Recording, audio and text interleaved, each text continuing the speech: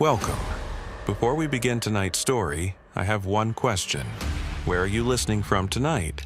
Let me know in the comments. And if you enjoy falling asleep to these calm but chilling tales, don't forget to subscribe and turn on notifications. Now, close your eyes and let the forest take you. The most frightening aspect of Capitol Reef National Park is its ability to swallow people whole in an instant. Not in the dramatic way you might see in movies, but more quietly and methodically. When you reach the fork in the road, if you take the wrong turn, if you misread a faded sign, if you rely on your instincts instead of your map, suddenly the labyrinth of red rocks closes in around you like a fist. Most people don't realize how easy it is to get lost here without actually getting lost. My name is Nathan Kellis, and I've been working as a park ranger at Capitol Reef for 7 years. I've been here long enough to understand the difference between a tourist who is an hour late with their rental car and a real emergency, and long enough to see things that make you question whether you really know this place, even after spending thousands of hours in its canyons and trails. The park, covering 1,000 square miles of the Utah desert, is like a geological exhibition of towering cliffs, hidden canyons, and ancient Fremont petroglyphs carved into sandstone walls. It has a harsh and rugged beauty, the kind that doesn't care whether you appreciate it or not. The call came in just after 3 in the afternoon on a Tuesday in late September. Dispatch's voice crackled through my radio as I was finishing up a routine patrol near the Fruta Historic District, checking that the old pioneer cabins were secure and that no one had decided to carve their initials into century-old wood. The tourist season was winding down, and I'd been looking forward to the quieter months ahead. Fewer people meant fewer problems, or so I'd hoped. Kellis, we've got a possible missing hiker. Female, 28, solo traveler, Mara Vance. She was supposed to check in with her sister 2 hours ago. Sister says she never misses a check-in, getting worried. The dispatcher's tone was professional, but carried that edge that told me she was taking this seriously. 2 hours wasn't long in the grand scheme of things, but out here, 2 hours could mean the difference between a simple rescue and a body recovery. I keyed my radio, already mentally running through protocols. Copy that. Do we have a last known location? What trail was she planning to hike? My hand was already reaching for the laminated park map I kept folded in my chest pocket, my eyes scanning the network of trails that spiderwebbed across the terrain. Last contact was this morning. She told her sister she was doing the Cohab Canyon Trail, maybe pushing through to Cassidy Arch if she felt good. She's driving a white Honda CR-V, should be parked at the Hickman Bridge lot. There was a pause, the sound of papers shuffling on the other end. Sister says Mara's an experienced hiker, does a lot of solo trips, but this is her first time in Utah. That detail stuck with me. Experienced didn't mean familiar, and Capitol Reef had a way of humbling even the most confident hikers. The desert Southwest played by different rules than the forests and mountains most people were used to. Water was scarce, distances were deceptive, and the sun could turn you into a dehydrated husk faster than you'd think possible. I'm 20 minutes from Hickman Bridge, heading there now. I was already moving, my boots kicking up dust as I jogged back to my patrol truck, a white Ford Ranger with the Park Service logo on the door. The engine turned over with a reliable rumble, and I pulled out onto the scenic drive, my mind shifting into search mode. The Cohab Canyon Trail was a popular route, a moderately strenuous climb that took you up through a narrow canyon and eventually connected to several other trails, including the one that led to Cassidy Arch. It wasn't technically difficult, but it was easy to get turned around if you weren't paying attention. The rock walls all looked the same after a while, the same swirling patterns of Navajo sandstone, the same juniper trees clinging to impossible angles. 20 minutes later, I pulled into the Hickman Bridge parking area. It wasn't hard to spot Mara Vance's vehicle. A white Honda CR-V sat alone at the far end of the lot, its windows reflecting the late afternoon sun. I parked beside it and got out, immediately noticing that the temperature had started to drop. September nights in the desert could get cold, down into the 40s, and Mara had been out here for hours already. I cupped my hands against the CR-V's window and peered inside. The back seat was piled with camping gear, a sleeping bag, a cooler, the usual stuff you'd expect from someone on a multi-day road trip. A hiking guidebook lay open on the passenger seat, a yellow highlighter marking several trails in the Capitol Reef section. Everything looked normal, unremarkable.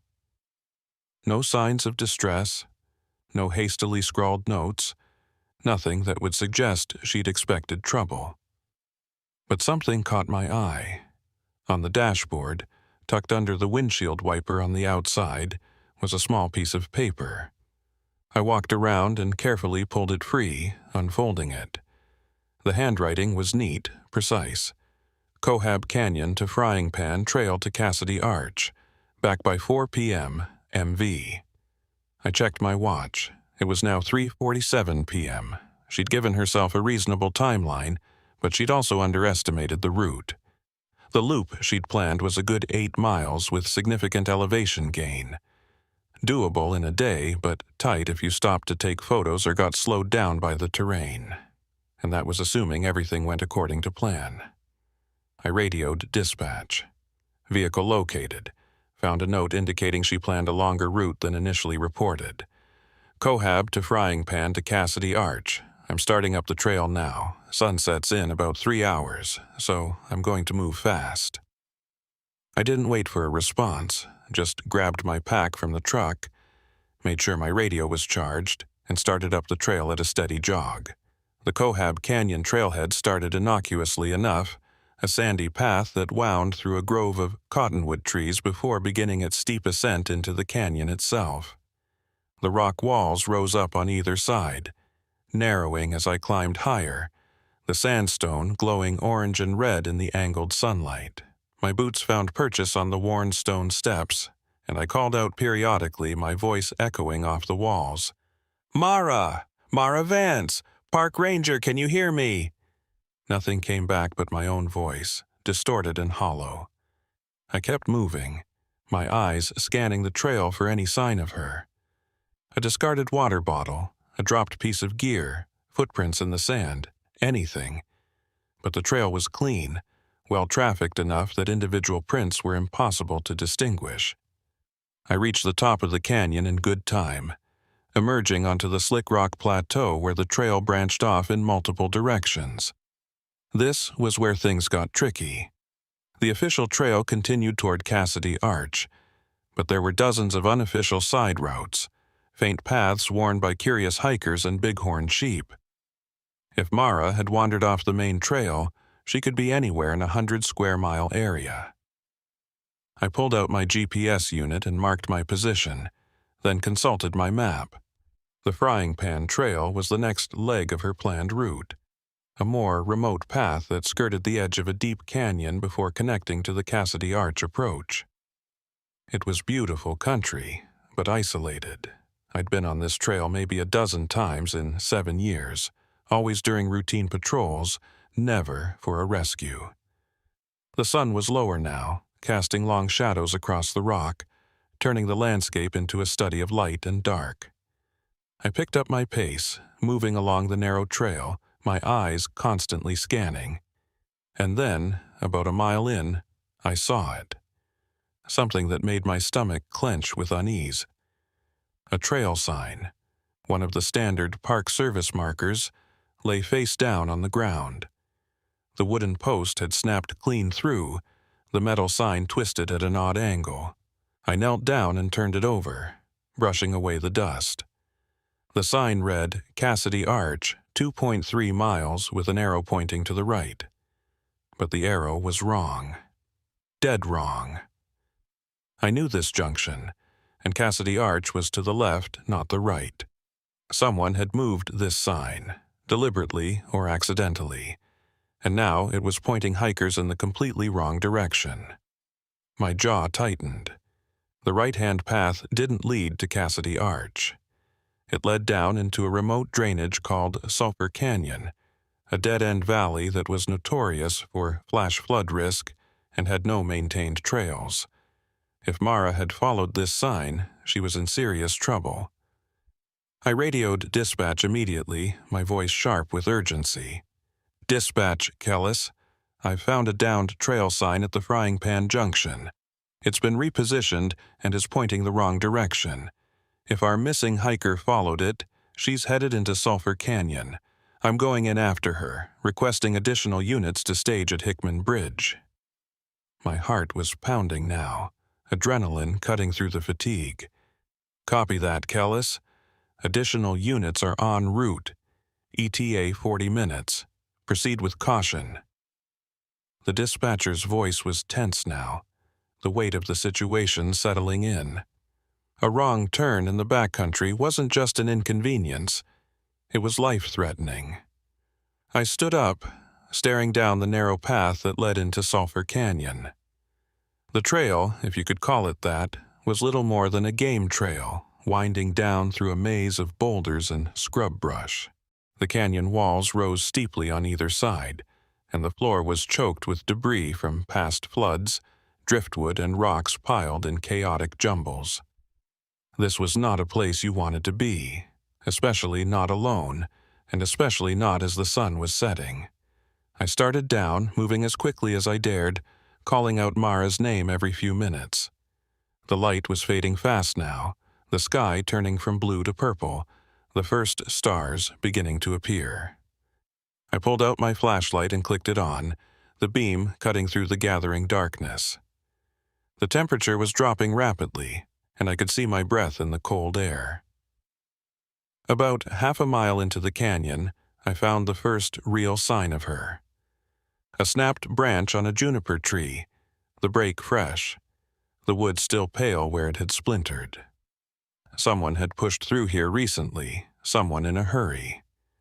I examined the ground more carefully and found a partial boot print in a patch of sand, a woman's size 7 or 8, the tread pattern consistent with a lightweight hiking boot.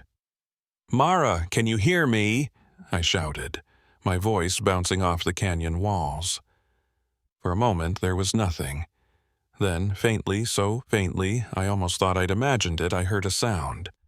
A voice, weak and distant, carried on the cold wind. "Help! Here!" My pulse spiked. I keyed my radio, speaking quickly. "Dispatch, I've made contact. Verbal response, weak signal, continuing into the canyon." I didn't wait for a reply, just started moving faster, following the faint path, my flashlight sweeping back and forth across the rocky terrain. The canyon narrowed further, the walls closing in until they were barely 10 feet apart, the floor a jumble of boulders and fallen logs. I climbed over and around obstacles, my breath coming hard now, the cold air burning my lungs. And then I saw it, just ahead, a shape that didn't belong in the natural landscape. A backpack, dangling from an old barbed wire fence that stretched across the canyon at chest height. The fence was ancient, rusted and sagging, probably left over from the homesteading days when this area had been ranch land. The Park Service had removed most of these old fences decades ago, but some still lingered in the more remote corners of the park, forgotten relics of a harder time. The backpack was caught on one of the barbs, swaying gently in the breeze, the fabric torn where it had snagged. I approached slowly, my flashlight beam fixed on the pack.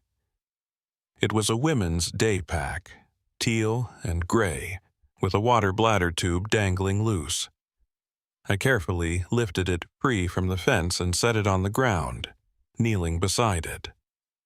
The main compartment was partially open, and I could see the contents, a half-eaten granola bar, a park map, a small first aid kit, a phone in a waterproof case. I pulled out the phone and pressed the power button. The screen lit up, showing the lock screen, a photo of a young woman with dark hair and a bright smile, standing in front of a mountain vista. Mara Vance, I assumed. The battery was at 12%, and there was no signal, which was typical this deep in the canyon. I slipped the phone into my pocket and continued searching the pack. No wallet, no ID, but I didn't need confirmation. This was hers, but where was she? I stood up and scanned the area with my flashlight, the beam cutting through the darkness. "Mara, where are you?" My voice was louder now, more forceful. I listened intently, straining to hear any response over the sound of the wind whistling through the canyon. Then I heard it again, that same weak voice, but closer now. "Down here. I fell." The words were strained, laced with pain. I moved forward following the sound and realized with a sinking feeling that the canyon floor dropped away sharply just beyond the fence. There was a steep embankment, maybe 15 feet down, leading to a lower section of the drainage. I dropped to my stomach and crawled to the edge, shining my light down. And there she was. Mara Vance lay at the bottom of the embankment, her body twisted at an awkward angle, one leg clearly broken, the bone visible through a tear in her pants. Her face was pale, streaked with dirt and tears, and her eyes squinted against the brightness of my flashlight. "Mara, my name is Nathan. I'm a park ranger. I'm here to help you." I kept my voice calm, steady, even though my mind was racing. She was hurt badly, and we were miles from the nearest road, in a canyon that was going to be pitch black in a matter of minutes. This was going to be a long night. I followed the sign," she whispered, her voice barely audible. "It said, Cassidy Arch. I thought I was on the right trail." Her words were broken, punctuated by shallow, pained breaths. She was going into shock, her body shutting down in response to the trauma and the cold. "The sign was wrong," I told her, already pulling rope from my pack. "But we're going to get you out of here. Just hold on." I radioed dispatch again, giving them our exact coordinates and requesting a medical evacuation. It would take time, too much time, but it was the only option. I couldn't move her by myself, not with that leg, and trying would risk making her injuries worse. While I waited for confirmation, I rigged a hasty rappel system using the old fence posts as an anchor. It wasn't ideal, but it would hold my weight long enough to get down to her. I clipped in, tested the line, and lowered myself carefully down the embankment, my boots scraping against the loose rock and sand. When I reached her, I immediately went into medic mode, checking her vitals, assessing her injuries. The broken leg was the most obvious problem, but she also had a nasty gash on her forehead and possible internal injuries from the fall. I pulled a thermal blanket from my pack and wrapped it around her, trying to keep her warm. Her skin was cold to the touch, clammy, and her pulse was weak and rapid. "You're going to be okay, Mara," I said, more to reassure myself than her. "Help is on the way. Just stay with me, all right? Talk to me. Tell me about your trip. What brought you to Capitol Reef?" I needed to keep her conscious, keep her engaged, keep her fighting. She tried to smile, but it came out as more of a grimace. "Always wanted to see Utah, the red rocks. Took time off work, just me and the road." Her eyes fluttered, struggling to stay open. "Stupid to go alone." "Not stupid," I said firmly. "Just unlucky. That sign should never have been down. This isn't your fault." And it wasn't. Someone had moved that sign, whether intentionally or through careless negligence, and Mara had paid the price. I made a mental note to report this to my supervisor immediately. There would be an investigation, questions that needed answering. The minutes dragged by like hours. I kept talking to Mara, checking her pulse, adjusting the blanket, doing everything I could to keep her stable. The canyon was completely dark now, the only light coming from my flashlight and the distant glow of stars overhead. The cold was brutal, seeping into my bones despite my layers, and I could only imagine how much worse it was for Mara, who was dressed in just a t-shirt and leggings. Finally, after what felt like an eternity, I heard the sound of voices echoing down the canyon. Flashlight beams appeared in the distance, bobbing and weaving as they navigated the treacherous terrain. The cavalry had arrived. 2 other rangers emerged from the darkness, their headlamps cutting bright circles through the night. I recognized them immediately. Sarah Morrison, a second-year ranger with emergency medical training, and Tom Beckett, a veteran who'd been working Capitol Reef longer than I had. Behind them came 2 volunteer search and rescue personnel carrying a litter and medical equipment. "Down here," I called out, waving my flashlight. They picked their way carefully down the embankment, the rescue team moving with practiced efficiency. Sarah reached us first, dropping to her knees beside Mara and immediately beginning a more thorough assessment. "Compound fracture, left tibia and fibula," Sarah announced, her voice clinical as her hands moved expertly over Mara's body. "Possible concussion, mild hypothermia, blood pressure is low. We need to stabilize that leg and get her out of here fast." She looked up at me, her expression grave. "Good work finding her, Nathan. Another hour and we'd be looking at a very different situation." Tom knelt beside me, his weathered face illuminated by his headlamp. "What happened to that trail sign?" he asked quietly, keeping his voice low so Mara wouldn't hear. "I hiked that junction last week. It was solid then." "I don't know," I admitted, my jaw tight with frustration.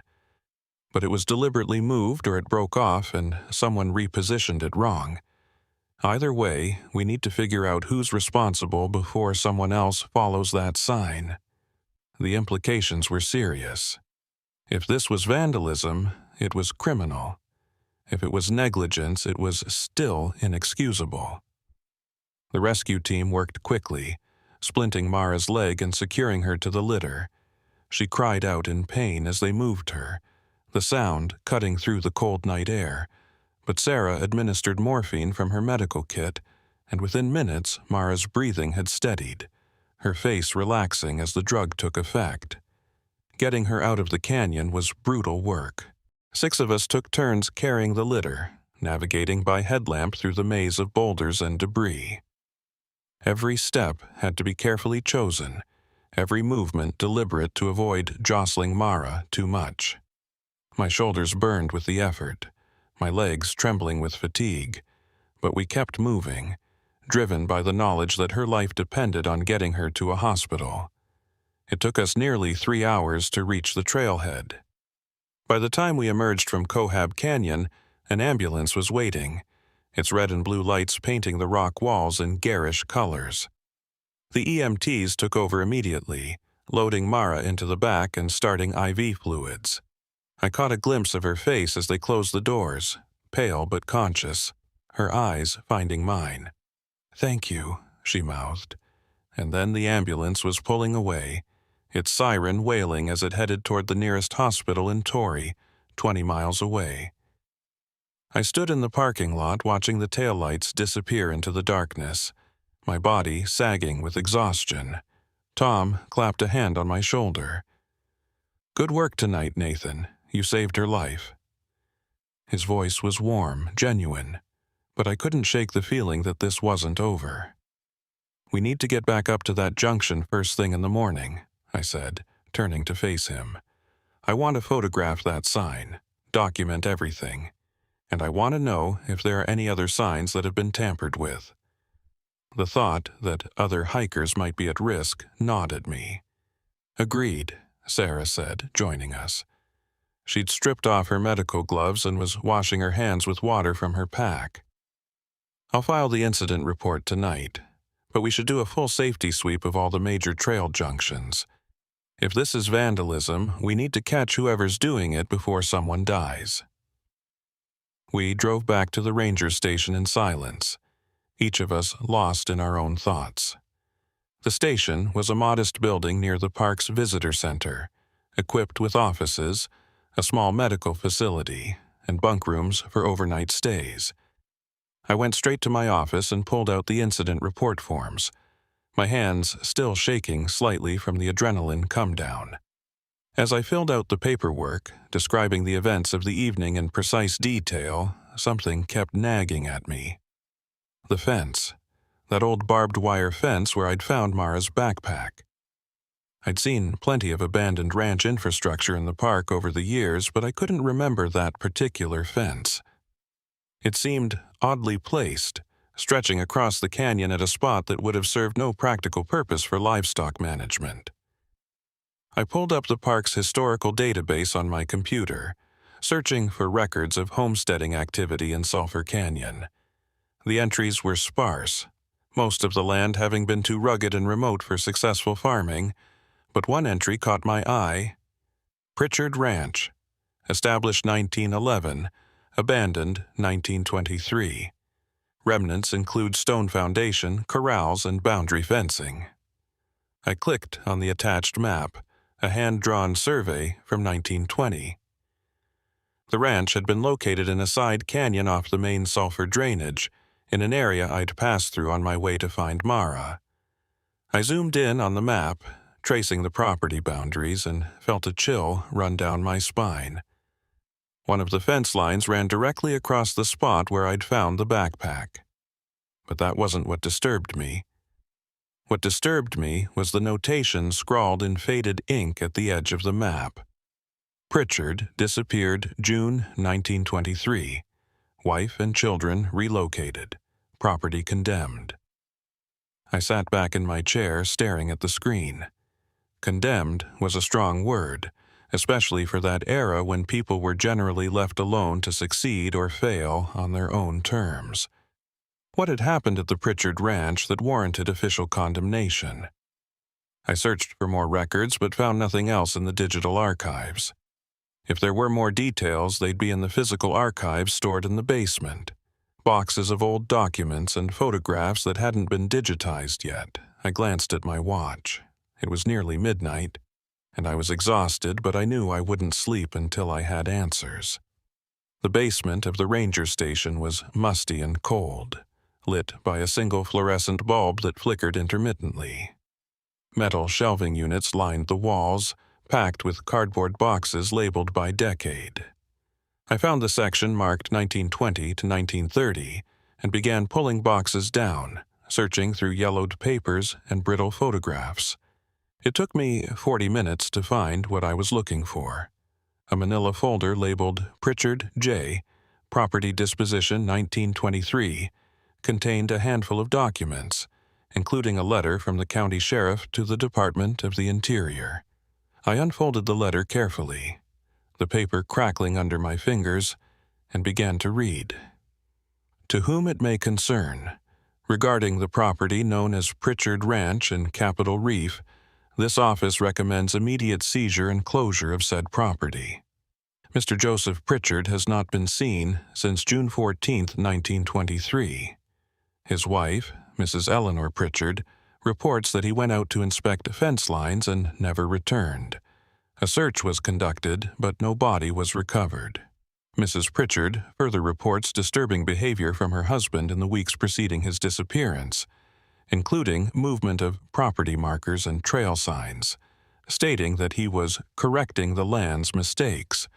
Mrs. Pritchard and her 3 children have been relocated to family in Price, Utah. The property shows signs of neglect and unsafe conditions. Recommend against future habitation. I read the letter 3 times, each word sinking in with uncomfortable clarity. Joseph Pritchard had been moving signs and markers before he disappeared. The same kind of tampering that had nearly killed Mara Vance, the same canyon where his ranch had been located over 100 years ago. This was more than coincidence. This was a pattern. I photocopied the documents and returned the box to its shelf, my mind racing. It was possible that the modern sign tampering was completely unrelated to Pritchard's actions, just a strange historical echo. But the location was too specific, the behavior too similar. Someone either knew about Pritchard and was deliberately mimicking him, or something else was going on, something I didn't want to consider. I returned to my office and spent the next hour cross-referencing the park's incident reports for the past 10 years. What I found made my blood run cold. 7 hikers had gotten lost or injured in Sulphur Canyon in the last decade, an unusually high number for such a remote area. 3 of those incidents involved hikers who reported following signs that led them off the established trails. All 3 of those hikers mentioned old fence lines near where they'd gotten lost. The pattern was undeniable. Something about that canyon was drawing people in and leading them astray, whether it was deliberate vandalism, some kind of environmental factor that disoriented hikers, or something else entirely. I couldn't say. But I knew I had to investigate further. At 6 the next morning, I was back on the trail with Tom and Sarah, along with 2 maintenance workers carrying tools and replacement signs. We reached the junction by 8, the morning sun already fierce despite the autumn season. The broken sign lay exactly where I'd left it. The wood post snapped, the metal sign twisted and pointing in the wrong direction. Tom knelt down and examined the break carefully. "This wasn't weather damage," he said, running his fingers over the splintered wood. "Look at this, clean break, almost like it was hit with something. And these scratches here, on the metal sign, those are fresh. Someone did this recently, probably within the last week." "Can we tell what kind of tool was used?" I asked, photographing the damage from multiple angles. Every detail might be important for the investigation. "Something heavy and blunt," Tom said, standing up and dusting off his hands. "A rock, maybe, or a sledgehammer. Hard to say for sure without lab analysis, but this was definitely intentional." His expression was grim. "We've got a vandal with a grudge, Nathan. Someone who wants people to get lost out here." Sarah was examining the ground around the sign, her eyes scanning for footprints or other evidence. "There's nothing here," she said, frustration evident in her voice. "Too many hikers have been through. Any individual prints are long gone." She looked up at me. "We need to set up trail cameras. If someone's coming back here to tamper with signs, we need to catch them in the act." It was a good idea, but it would take time to get approval and equipment. In the meantime, we had to secure the area and warn visitors. The maintenance workers set about installing a new sign, this time anchoring it with concrete to prevent easy removal. We also posted temporary warning signs at the trailhead, alerting hikers to stay on marked paths and report any suspicious activity. With that done, I told the others I was going to scout further into Sulphur Canyon to check for any other signs of tampering. Tom offered to come with me, but I declined. I needed to see the Pritchard Ranch site for myself, and I had a feeling whatever I found there wouldn't make sense to anyone else. Not yet. The hike down into the canyon was easier in daylight, but the place still felt wrong. The walls seemed to press in too close, the shadows too deep despite the bright sun overhead. I passed the spot where I'd found Mara, her blood still staining the rocks, and continued deeper into the drainage. About a mile past the rescue site, I found the ranch, or what was left of it. A collapsed stone foundation marked where the house had stood, the walls reduced to rubble overgrown with sagebrush and juniper. Nearby were the remains of a corral, wooden posts weathered to gray splinters, and beyond that, stretching across the canyon floor, was the fence. The barbed wire was ancient, red with rust, but still intact in places. I followed it slowly, noting how it ran in a completely illogical pattern, zigzagging across the terrain with no apparent purpose. It didn't follow property boundaries or natural features. It just wandered, as if whoever had built it had been following some internal logic that had nothing to do with practicality. And then I saw them. Signs, dozens of them. Nailed to fence posts, tied to trees, stacked in piles against rocks. Old wooden signs, hand-painted and weathered almost to illegibility, all bearing directions and warnings. "Water, 2 miles," read one, pointing toward a dry cliff face. "Safe passage," claimed another, indicating a narrow slot canyon that would be a death trap in a rainstorm. "Pritchard Ranch, home," said a third, pointing at nothing but empty sky. Joseph Pritchard had done this. Over 100 years ago, he'd created this maze of false directions, this labyrinth designed to confuse and mislead. And then he'd disappeared into it, never to be seen again. The question was why? What had driven him to such bizarre behavior? I photographed everything, documenting the scene methodically. And as I worked, I noticed something else. Fresh disturbances in the sand near some of the signs. Footprints, recent ones, left by hiking boots. Someone had been here within the last few days, walking among Pritchard's signs, perhaps studying them. I knelt down and examined the prints more closely. They were large, men's size 11 or 12, with an aggressive tread pattern consistent with modern hiking boots. The stride was uneven, the left foot dragging slightly, suggesting either injury or fatigue. The prints led deeper into the canyon, toward an area I hadn't explored yet, a narrow defile between high rock walls. Against my better judgment, I followed them. The canyon narrowed until my shoulders nearly touched both walls, the stone cold and smooth under my hands. The prints continued, increasingly erratic, as if the person had been stumbling or disoriented, and then, abruptly, they stopped. I stood in a small, natural amphitheater, maybe 20 feet across, enclosed by sheer walls on 3 sides. The 4th side, the way I'd entered, was the only exit. The footprints ended in the center of this space, in a patch of soft sand that showed clear impressions of someone standing, turning in circles, and then simply stopping. There were no prints leading out, no sign of climbing equipment or disturbed rock that would indicate someone had scaled the walls. The person had walked in and somehow vanished. I stood frozen in that stone amphitheater, my rational mind struggling to process what I was seeing. People don't just vanish. There had to be an explanation. A hidden crack in the wall, a narrow passage I'd missed. Something. I began examining the rock walls inch by inch, running my hands over the sandstone, looking for any irregularity that might explain the disappearing footprints. Nothing. The walls were solid, worn smooth by centuries of wind and water, but unbroken, no handholds, no ledges, no secret passages. Just 3 sheer walls of stone rising 30 feet above me, and the narrow entrance I'd walked through. The same entrance the mysterious hiker had used, but apparently not to leave. My radio crackled, making me jump. Tom's voice came through, distorted by the canyon walls. "Nathan, you copy? We're wrapping up at the junction. What's your 20? I keyed the mic, my voice sounding strained even to my own ears. "I'm at the old Pritchard Ranch site. Found something you need to see. Can you and Sarah meet me here? Follow the main drainage about a mile past where we found Mara last night." "Copy that. Give us 20 minutes.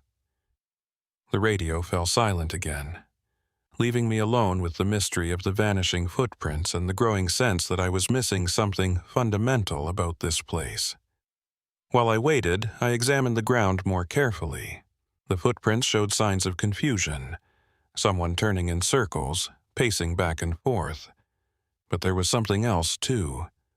Drag marks in the sand, as if the person had been moving something heavy. I followed the marks to the base of the northern wall and found them, almost hidden in a small depression. 3 rocks stacked one on top of the other, forming a crude cairn.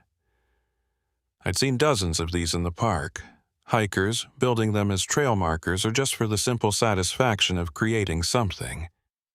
But this one felt different. The rocks were arranged with deliberate precision, balanced in a way that seemed almost impossible given their irregular shapes. And carved into the top rock, scratched with something sharp, was a date, 6/14/23. June 14, 1923. The day Joseph Pritchard disappeared. My throat went dry. This wasn't a recent cairn built by a modern hiker. This was Pritchard's marker, left over a century ago in this exact spot. But that made no sense. The rocks showed no weathering, no lichen growth, no signs of age. They looked like they'd been placed here yesterday. I heard voices echoing down the canyon. Tom and Sarah were approaching. I stepped back from the cairn, trying to compose myself, to come up with a rational explanation for what I was seeing.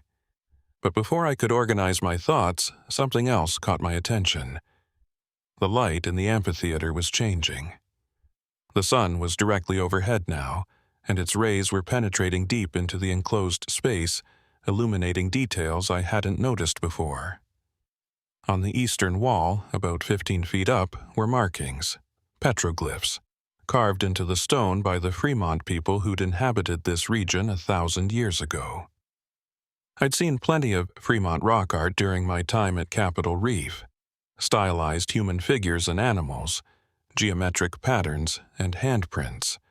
But these were different. These showed a progression, a story told in stone.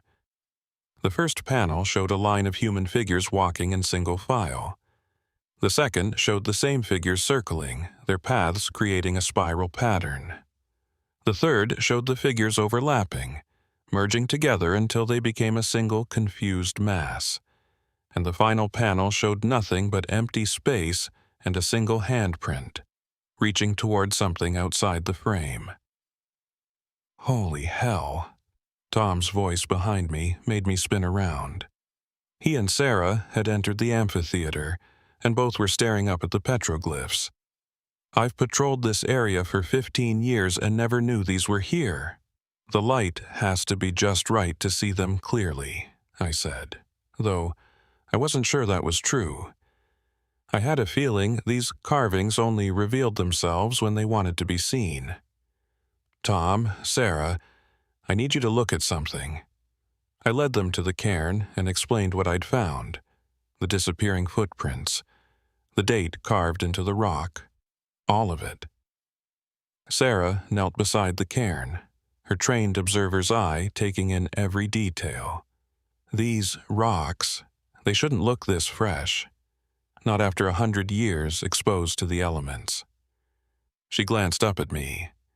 Unless someone rebuilt this cairn recently, using the same rocks Pritchard used. But why? Tom asked, his practical mind grappling with the implications. Why would someone come all the way out here to rebuild an old cairn? And how would they even know where the original was located? I didn't have an answer. Not one that made sense anyway. But the pieces were starting to come together in my mind, forming a picture that defied logic but fit the evidence. I think someone's been coming out here, I said slowly. Someone who knows about Pritchard, who studied what happened to him, and I think they're trying to recreate his experience, following his path, building his markers. That's insane, Tom said flatly. Why would anyone do that? I don't know, I admitted. But those fresh footprints didn't make themselves. Someone was here recently, and they walked into this amphitheater and didn't walk out, just like Pritchard. Sarah stood up, brushing sand from her knees.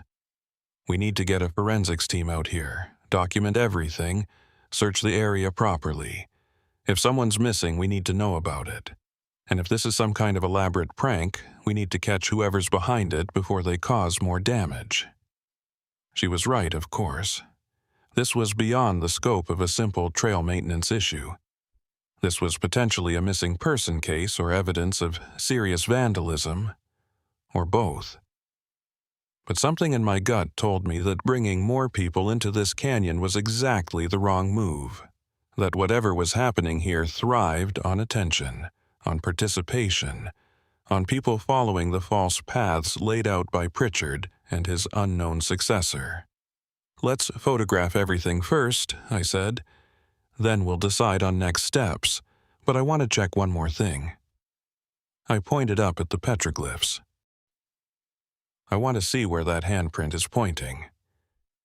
Using the zoom on my camera, I captured detailed images of each panel, then examined them on the screen. The final handprint wasn't random. The fingers were pointing toward a specific spot on the opposite wall, a section of stone that looked no different from any other. But when I walked over and examined it closely, I found something. A narrow vertical crack, barely wider than my hand, running from floor to ceiling. It was invisible from more than a few feet away, hidden in shadow and the natural texture of the rock. I pulled out my flashlight and shone it into the crack. The beam penetrated several feet before being swallowed by darkness. Cool air flowed from the opening, carrying with it the musty smell of earth and stone. This was a passage, hidden in plain sight, leading somewhere deep into the rock. "Found it," I called to Tom and Sarah. "There's a passage here. This is how the footprints disappear." Tom came over and peered into the crack, his expression skeptical. "That's too narrow. Nobody's fitting through there, not with a backpack or gear." "Not with gear," I agreed. "But a person could squeeze through sideways. It would be tight, uncomfortable, maybe even dangerous if you got stuck. But it's possible." I looked back at the footprints ending in the center of the amphitheater. Whoever made those prints took off their pack, left everything behind, and went through. Or they backtracked over their own prints to confuse anyone following them, Sarah suggested. It's a basic tracking evasion technique. It was a reasonable theory, more reasonable than mine. But I'd seen the way those prints ended. The circular pattern, the signs of confusion and disorientation. That wasn't someone carefully covering their tracks. That was someone lost, frightened, making a desperate choice. "I'm going in," I said, already shrugging off my pack.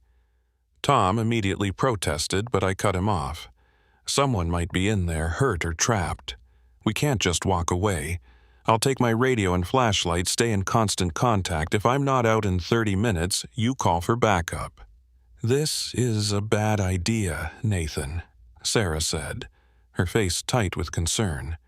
"We don't know where that passage leads or if it's even stable. You could get stuck or trigger a collapse." "I know the risks," I said, checking my radio battery. "Full charge.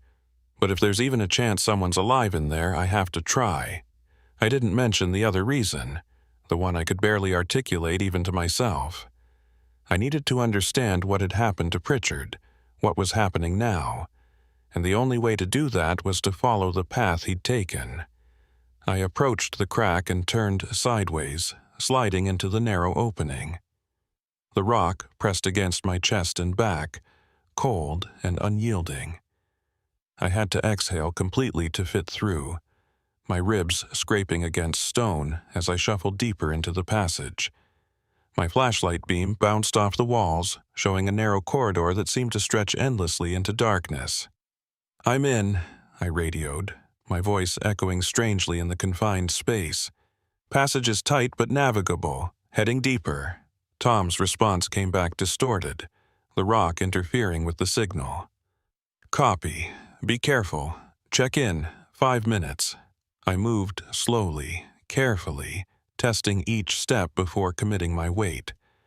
The passage twisted and turned, sometimes widening enough for me to breathe normally, sometimes narrowing until I had to force myself forward inch by inch, fighting the claustrophobic panic that threatened to overwhelm me. The air was stale and cool, and I could hear water dripping somewhere in the distance. After what felt like hours, but was probably only 10 minutes, the passage opened into a small chamber, maybe 8 feet across. I stepped out and swept my flashlight around, the beam revealing something that made my heart stop. The chamber was full of signs. Dozens of them, hundreds maybe, covering every available surface. Wooden signs, metal signs, hand-painted and weathered, all bearing directions and warnings. "This way to safety. Turn back. Pritchard Ranch. Help me. Don't follow. The land is wrong here.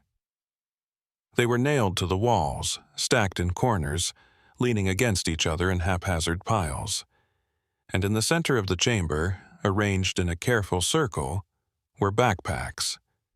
7 of them, ranging from modern technical packs to an ancient canvas rucksack that had to be from Pritchard's era. Each pack was opened, the contents spread out neatly on the ground. Maps, water bottles, first aid kits, cameras, journals. The accumulated gear of people who had entered this place and never returned. I keyed my radio with shaking hands. Tom, Sarah, you need to hear this. I'm in a chamber filled with signs and personal belongings, multiple sets of gear, multiple people. This isn't just Pritchard. This has been happening for over a century. Static was my only answer. I tried again. Tom? Sarah, do you copy? Nothing. The rock was too thick here, blocking the signal completely. I was cut off, alone in this chamber of lost souls, with no way to call for help. I should have turned back immediately. That was protocol, that was common sense. But I couldn't leave, not yet. I needed to understand. I moved to the nearest backpack, a modern one with a name tag attached. Marcus Turner, 2019. I recognized that name. Marcus Turner had been a geologist who'd disappeared while conducting research in the park 5 years ago. The search had been extensive, but ultimately fruitless. Now I knew why. He'd found this place and never left. The next pack belonged to someone named Amy Green, dated 2003. Another name I recognized from the missing person files. Each pack told the same story. Experienced hikers and researchers, people who should have known better, drawn into Sulphur Canyon and lost forever. And then I found Pritchard's pack, the ancient canvas rucksack. I opened it carefully, the fabric brittle with age, and found a journal inside, the leather cover cracked and stained but still intact. I opened it to the last entry, dated June 14, 1923, written in a shaky hand. The land speaks, but with the wrong words. The trails go nowhere but everywhere. I have tried to fix it, to make the signs true, but each correction creates new lies. The canyon shifts, changes, leads me in circles though I mark my path carefully. Eleanor thinks I am mad. Perhaps she is right. But I see it now. The pattern beneath the pattern. The ancient ones knew. Their pictures on the walls show the truth. There is no way out because there is no out, only deeper, always deeper. I'm going to follow the whispers one last time. If I do not return, tell Eleanor I tried to fix it. I tried to make it right. The whispers, I realized then that I'd been hearing them for several minutes. A soft susurration at the edge of perception, like wind through leaves, except there was no wind down here. No leaves. The sound seemed to come from deeper in the chamber, from another passage I hadn't noticed, a dark opening in the far wall. I stepped toward it, my flashlight beam probing the darkness, and saw more footprints in the dust. Recent ones, leading into that deeper passage. The same boots that had left the tracks in the amphitheater above. Someone was down here, right now, following Pritchard's final path. "Hello?" I called out, my voice swallowed by the dark. "If you can hear me, I'm a park ranger. I'm here to help you." The whispers intensified, forming almost into words, but not quite, teasing at comprehension. And then I heard something else. Footsteps, slow and deliberate, coming from the deep passage. Someone was walking toward me. I trained my flashlight on the opening, my heart hammering in my chest. A figure emerged from the darkness, moving with an odd, shuffling gait. For a moment, I thought it was a hiker, someone injured or disoriented, and relief flooded through me.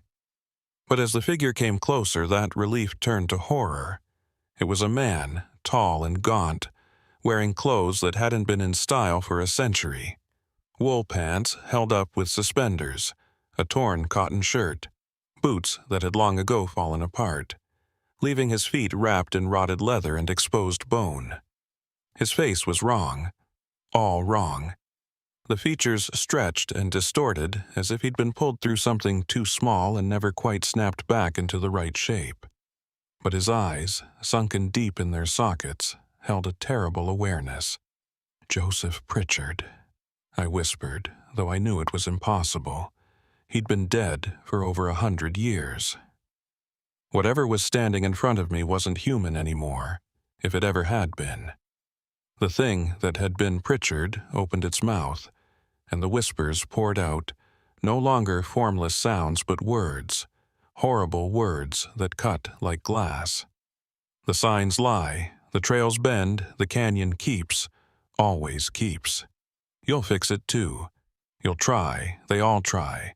But the land doesn't want fixing. It wants witnesses. It wants company." I stumbled backward, my boot catching on one of the backpacks, sending me sprawling. My flashlight flew from my hand, rolling across the chamber floor, its beam spinning wildly across the walls and ceiling. In that chaos of moving light, I saw them, all of them. Marcus Turner, Amy Green, and 5 others whose names I didn't know, standing in the shadows around the chamber, their bodies as twisted and wrong as Pritchard's, their eyes empty of everything except that terrible awareness. They began to move toward me, their shuffling footsteps echoing in the confined space. I scrambled to my feet, grabbed my flashlight, and ran. Not deeper into the passage like they wanted, not toward whatever waited in that final darkness, but back the way I'd come. Back toward the narrow crack that led to the amphitheater, to daylight, to sanity. I squeezed into the passage, forcing myself through spaces that seemed smaller than they'd been before, the rock scraping skin from my arms and back. Behind me, I could hear them following, their bodies somehow sliding through the impossible spaces, defying physics and reason. The whispers chased me, promising understanding, promising answers, promising that it would all make sense if I just stopped running and listened. I didn't listen. I kept moving, kept fighting forward until, finally, mercifully, I saw light ahead. The crack widened, and I burst out into the amphitheater, gasping for air, my body shaking with adrenaline and terror. Tom and Sarah were right where I'd left them, though their faces showed the strain of worry. "Nathan!" Sarah rushed forward. "You've been gone almost an hour. We were about to come in after you." An hour. It had felt like days. I looked back at the narrow crack, half expecting to see those twisted figures emerge, but there was nothing. Just stone and shadow and silence. "We're leaving," I said, my voice harsh. "Now, and we're sealing that passage. Nobody else goes in there, ever." I didn't tell them what I'd seen, not fully. In my official report, I documented the chamber, the backpacks, the evidence that multiple missing persons had ended up in that place. I recommended immediate closure of Sulphur Canyon and the installation of warning signs and barriers at all entry points. I mentioned structural instability and dangerous cave formations, all of which was technically true. What I didn't mention were the figures, the whispers, or the thing that had been Joseph Pritchard. Some truths are too dangerous to speak aloud. Some truths spread like infection, drawing in curious minds who think they can understand what others couldn't. The canyon was closed within a week. A team went in to seal the passage with concrete and steel, though I refused to be part of it. I'd had enough of that place. The backpacks were recovered and returned to families when possible, bringing closure to cases that had been cold for years. Marcus Turner's family finally had confirmation of his death. Amy Green's parents could finally mourn properly. Mara Vance recovered fully from her injuries. I visited her once in the hospital, bringing her the belongings we'd recovered from the canyon. She didn't remember much about her ordeal, just following a sign that led her astray and then waking up in pain. She thanked me for saving her life, and I accepted her gratitude even though I knew the truth. I hadn't saved her from the canyon.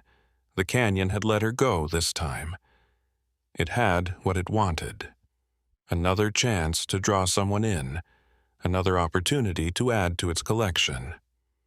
I requested a transfer 6 months later. The Park Service granted it without question.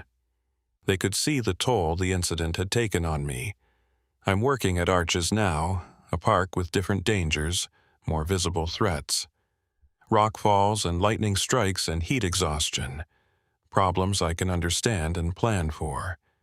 But sometimes, late at night when I'm on patrol, I hear whispers in the wind. Promises of understanding, offers of answers to questions I didn't know I had. And I see signs just at the edge of my vision, pointing toward trails that don't exist, toward canyons that aren't on any map. The land speaks, but with the wrong words. Joseph Pritchard understood that in the end. He tried to fix it, tried to make the signs tell the truth. But the truth is, some places don't want to be understood. They want to be felt, experienced, consumed, and once they have you, they never really let go. I still carry Pritchard's journal, the one I pulled from that chamber before I ran. I've read it cover to cover a dozen times, searching for some explanation that makes sense. But the more I read, the more I understand that sense isn't the point. The canyon isn't trying to be understood. It's trying to be fed. The last page of the journal contains a single line, written in a different hand than Pritchard's, in ink that's far too fresh to be a century old. "We're waiting for you to come back, Nathan. The signs are already changing. We're fixing them for you." I burned that page yesterday, watched it curl and blacken in my fireplace, the words disappearing into ash and smoke. But the message remains, burned into my memory as permanently as those petroglyphs carved into stone. The land speaks, but with the wrong words. And somewhere in Sulphur Canyon, behind concrete and steel barriers and official warnings, 7 figures stand in darkness, building signs that lead nowhere and everywhere, waiting patiently for the next person who thinks they can fix what's broken. They're still waiting. They'll always be waiting, because the canyon keeps, always keeps. And the worst part? Some small, sick part of me wants to go back, wants to understand, wants to see if maybe, just maybe, I could be the one to make the signs tell the truth. But I won't, I can't, because I've seen what happens to people who try. I've seen what the canyon makes of them. I've seen what it made of Joseph Pritchard. And I know, with absolute certainty, that it's waiting to make the same thing of me. The Fremont River cuts through Capitol Reef like a vein of life in an otherwise harsh landscape. It's narrow, cold, fed by snowmelt from the high country, and in the early morning hours before dawn, it runs black as oil under a sky thick with stars. I've walked its banks hundreds of times during my 6 years as a ranger here, checking for illegal campers, monitoring water levels, and making sure the fragile riparian ecosystem stays protected. The river is predictable, methodical, constant. It's one of the few things in this park I thought I understood completely. I'm Brooke Alden, and I should have known better than to think I understood anything about this place.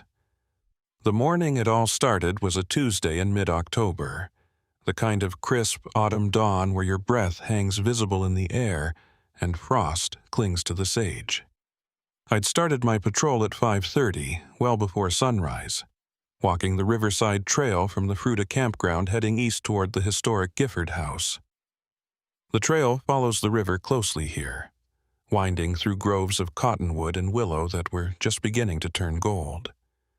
My flashlight beam cut through the pre-dawn darkness, illuminating the sandy path ahead, and the only sounds were my boots on gravel and the constant whisper of water over stone. I'd been walking for maybe 20 minutes when something caught my eye. A splash of color that didn't belong in the muted landscape. I stopped and swung my flashlight toward it. There, wedged between two river rocks about 10 feet from the water's edge, was a small camera. Even from a distance, I could see it was a GoPro or something similar, still in its waterproof case, the red record light blinking slowly like a dying heartbeat. My first thought was that some tourist had dropped it while filming, which happened more often than you'd think. People got so focused on capturing the perfect shot that they forgot to watch their footing. But as I got closer, something about the scene felt wrong. The camera was positioned deliberately, not dropped. It was wedged carefully between the rocks, angled toward the river, as if someone had set it up to record something specific and then walked away. I pulled on my field gloves and carefully extracted the camera from its rocky perch. The case was wet, covered in river silt, and the record light was still blinking. Still active. I checked the back of the case and found a piece of duct tape with a name written in permanent marker. C. Brenner. Cody Brenner. I knew that name. He was a local, lived in Torrey, spent more time on the Fremont than anyone I'd ever met. He was out here at least twice a week, fishing mostly, sometimes just camping and watching the stars. We'd crossed paths a few times over the years, exchanged the kind of casual conversation you have with someone who respects the wilderness as much as you do. He was quiet, thoughtful, the kind of person who could sit by a river for hours without needing entertainment or distraction. A good guy, harmless, completely at home in the backcountry, but why would he leave his camera recording and walk away? I keyed my radio, the crackling sound unnaturally loud in the pre-dawn stillness. Dispatch, this is Alden on Riverside Patrol. Found an active camera near mile marker 3. Owner appears to be Cody Brenner, local resident. Can you run a check? See if we have any missing person reports filed? The response came back after a brief pause. Copy that, Alden. Stand by. The radio went quiet for nearly 5 minutes while I stood there, watching the eastern sky begin to lighten from black to deep purple. Finally, dispatch came back on. Alden, we have a report filed at 0200 hours. Brenner's wife called it in. Says he went out yesterday afternoon to fish, was supposed to be back by midnight. She's worried. What's your location? My stomach tightened. 2 in the morning. That meant Cody had been missing for at least 6 hours, possibly longer. And I was standing here holding his camera, which had been recording all night. I'm at Riverside Trail, approximately 3 miles east of Pruta. I'm going to check the immediate area, then bring the camera back to the station. We need to see what's on it. Copy. Be advised, SAR team is assembling now. ETA to your location 1 hour. I clicked off the radio and looked around more carefully. The ground near where I'd found the camera was disturbed. Boot prints in the soft sand leading down to the water's edge and then disappearing. I followed them slowly, my flashlight revealing a trail that suggested someone had walked into the water deliberately, not slipped or fallen. The prints went straight in, purposeful, until the sand gave way to the rocky riverbed. I stood at the water's edge, shining my light across the surface. The Fremont was running high this time of year, swollen with recent rain, but it wasn't dangerously so. Deep enough to be cold, fast enough to be treacherous if you weren't careful, but not the kind of water that would sweep someone away instantly. If Cody had gone in here, there should be some sign of him downstream. Equipment, clothing, something, but there was nothing. Just the river running dark and silent, reflecting the fading stars above. I took several photographs of the scene, documenting the camera's position and the boot prints, then carefully secured the GoPro in an evidence bag. The search and rescue team would want to see this, and more importantly, they'd want to see whatever was recorded on it. People didn't usually film their own disappearances, but if something had happened to Cody, if he'd fallen or gotten disoriented, the camera might hold answers. I continued my patrol eastward, moving slowly now, scanning both sides of the trail for any sign of Cody or his gear. The sky continued to brighten, stars fading one by one as the sun prepared to crest the eastern ridge.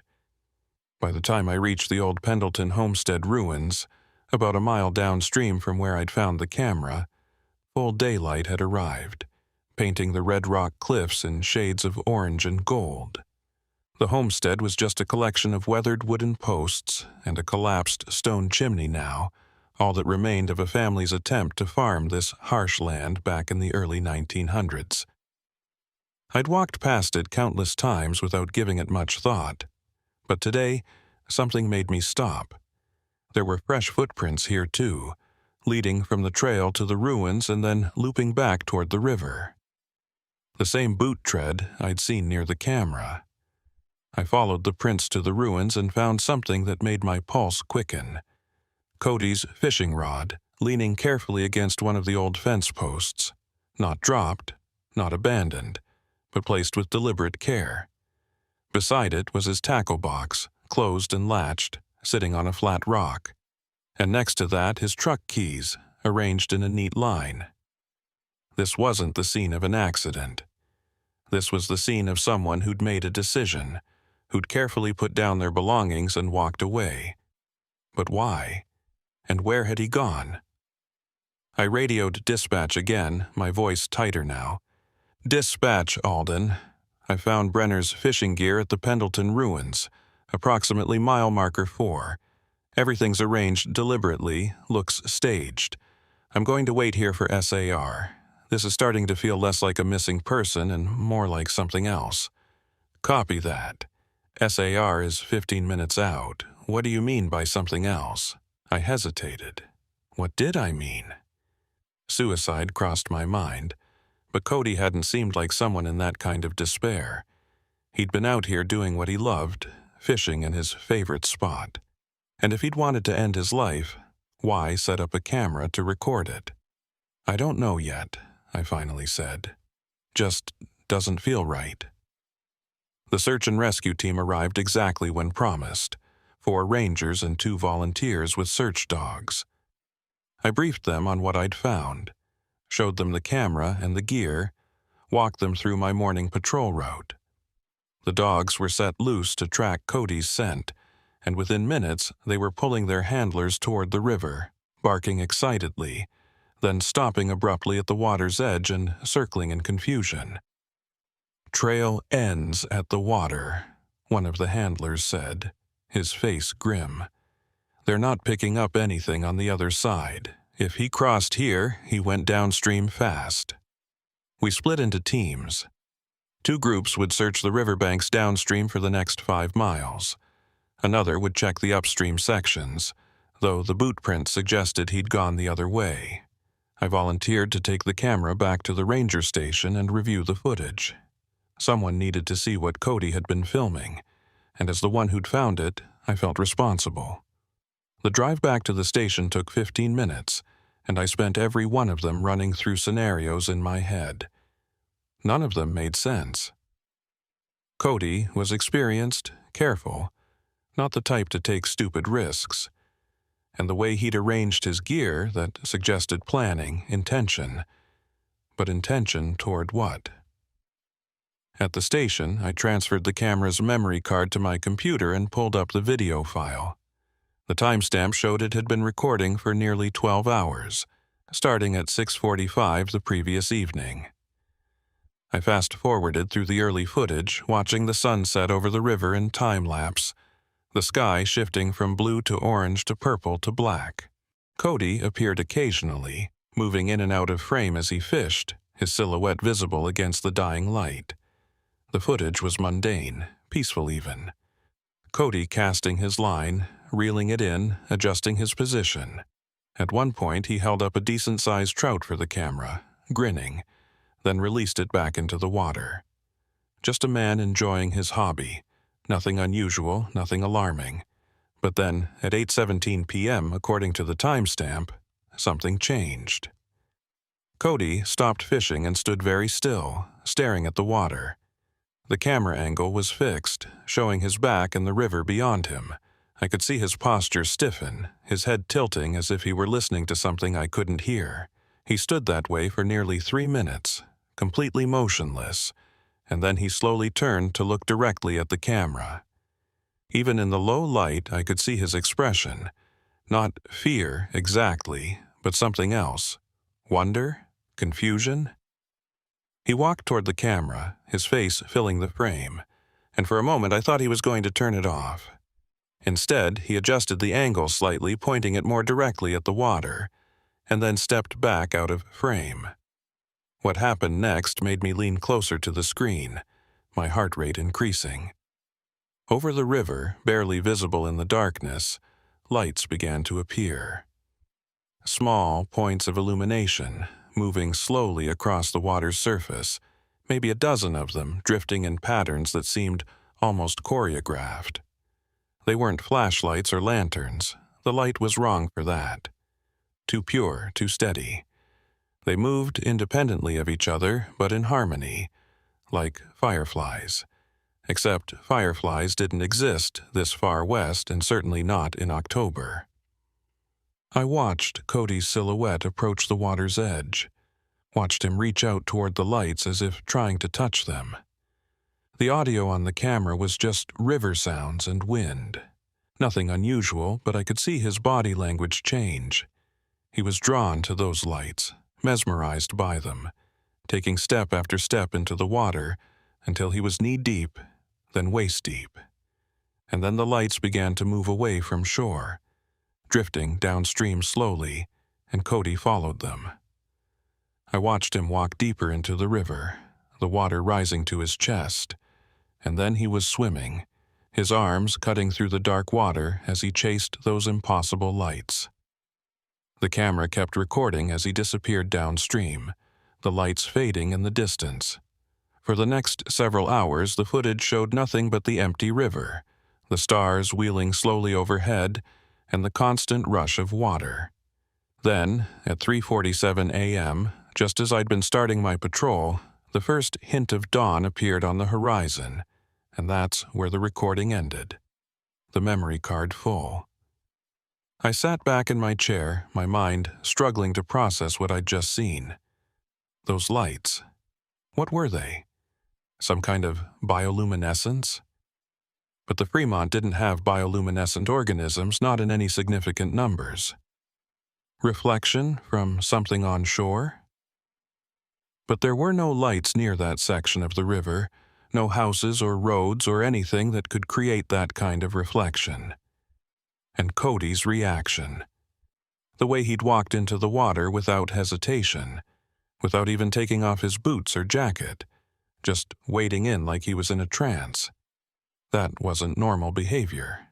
That was someone under the influence of something, drugs maybe, or some kind of psychological break. I needed a second opinion. I called Tom Kendrick, our senior ranger and the closest thing we had to an expert on weird occurrences in the park. He'd been here for 20 years and had seen just about everything. If anyone could explain this, it would be him. Tom arrived 20 minutes later, looking concerned. I showed him the footage without commentary, just let him watch it unfold. His expression grew increasingly troubled as the lights appeared and Cody walked into the water.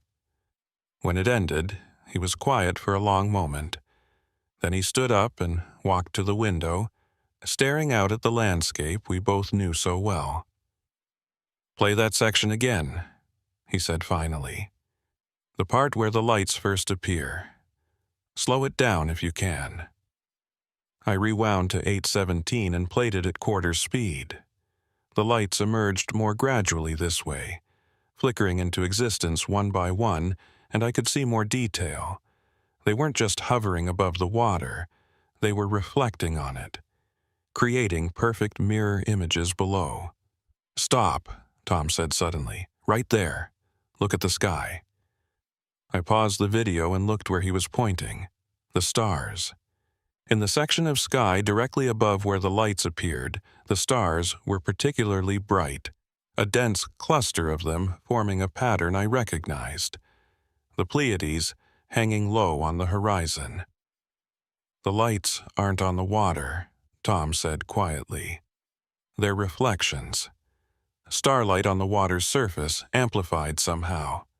The Fremont has a high mineral content in this section, runoff from the uranium deposits upstream.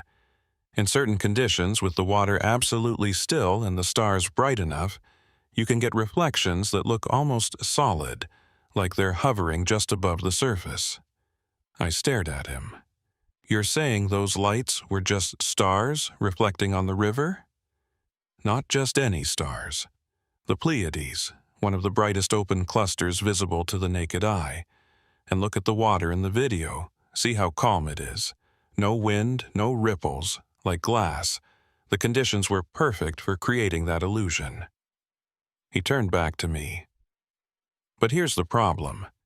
Knowing what caused the lights doesn't explain why Cody walked into the river chasing them." Tom's question hung in the air between us like smoke.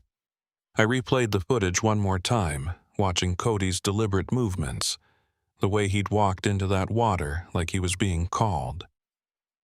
"Could he have been under the influence of something?" I asked. "Drugs? Alcohol? Something that made him see those reflections as something more than they were? Cody?" Tom shook his head firmly. "I've known him for 15 years. Straight edge, didn't even drink beer, and you saw how coordinated he was in the early part of the video, casting his line, moving around. That's not someone impaired. That's someone who made a choice, however irrational it seems to us." I closed the video file and pulled up the incident database, searching for any similar reports. Has anything like this happened before? People walking into the river at night, chasing lights, or seeing things that aren't there? Tom was quiet for a moment, his weathered face thoughtful. "Not officially," he said slowly. "Nothing in the reports. But there are stories. Local talk, mostly. Things the old-timers mention when they've had a few drinks. I've always dismissed it as folklore, the kind of tales that grow around any wild place. But maybe I shouldn't have. What kind of stories?" He sat back down, his chair creaking under his weight. "There's a reason the Paiute called this area the Sleeping Rainbow. They believed certain places along the river were sacred, places where the boundary between the world we see and the world beyond was thin. They had rituals about not fishing or camping in those spots after dark, especially when the stars were bright. The Mormon settlers who came later, some of them reported similar things. Visions, they called them, divine experiences. But they also noted that people occasionally went missing along certain stretches of the river, always at night, always when the sky was clear." A chill ran down my spine despite the warm office. "Where along the river? Which stretches?" Tom stood and walked to the large topographic map mounted on the wall, his finger tracing the blue line that represented the Fremont. "Here," he said, tapping a section that included where I'd found Cody's camera. From about the Pendleton homestead downstream to the old Behunin cabin, maybe 3 miles total, the river runs particularly straight through there, and the canyon walls create a natural bowl that blocks most wind. Perfect conditions for still water and clear reflections. Perfect conditions for people to see things that aren't really there, I said. But even as I spoke the words, I knew they weren't quite right. The lights were real, just reflected starlight. What wasn't real was whatever made people interpret them as something worth following into cold water. My radio crackled, breaking the heavy silence. "Alden, this is SAR Team 2. We found something. You need to see this." Tom and I exchanged glances, and within minutes we were in his truck heading back toward the river. The SAR team was waiting about 2 miles downstream from where I'd found the camera, near a section where the Fremont widened into a shallow pool. As we approached, I could see several rangers standing in the water. and my heart sank. They'd found a body. But as we got closer, I realized it wasn't a body they were standing around. It was gear, a lot of gear. Fishing rods, tackle boxes, backpacks, even a pair of waders all piled in a neat mound in the middle of the pool, as if someone had carefully collected them and arranged them in the shin-deep water. "What is this?" I asked, splashing out to join them. The water was ice cold, fed by mountain snow, and I could feel it soaking through my boots immediately. Sarah Morrison, one of our younger rangers, looked up from photographing the pile. "We found it about 20 minutes ago. At first we thought it was trash, people dumping stuff in the river, but look at this." She held up a fishing rod, its reel corroded with age. "This is vintage, probably from the 70s or 80s. And this." She indicated a canvas backpack, its fabric rotted through in places. Even older, maybe 50s. I knelt down in the water, examining the items more closely. There had to be at least a dozen pieces of equipment here, representing decades of different eras. Modern nylon gear mixed with old canvas and leather, pristine items next to ones that had clearly been submerged for years. Where did all this come from? "That's what we're trying to figure out," said Jake Martinez, the SAR team leader. "There's no way this stuff washed downstream and just happened to pile up like this. Someone collected it, someone arranged it. But who? And why?" Tom had waded out to join us, and I saw his face go pale as he examined a particular fishing rod. "I know this rod," he said quietly, "or one exactly like it. My uncle had one, used to fish this section of the river back in the 60s. He disappeared in 1967. They never found him, never found any trace. The official report said he probably drowned and his body washed downstream, but..." He trailed off, staring at the rod. "But what?" I prompted. My grandmother never believed that. She said he'd been talking about lights on the water, about seeing something beautiful on the river at night. The family thought he was drinking, making up stories. And then one night he went fishing and never came back. Tom's hand trembled slightly as he set the rod back down. "She tried to get the rangers to search this area specifically, said he'd told her about a place where the river sang to him. They thought she was grief-stricken, not thinking clearly."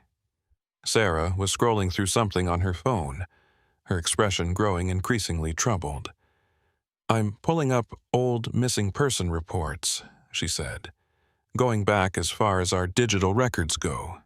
Guys, we've had 9 reported disappearances along this section of the Fremont since 1952. 9 people, all at night, all during clear weather.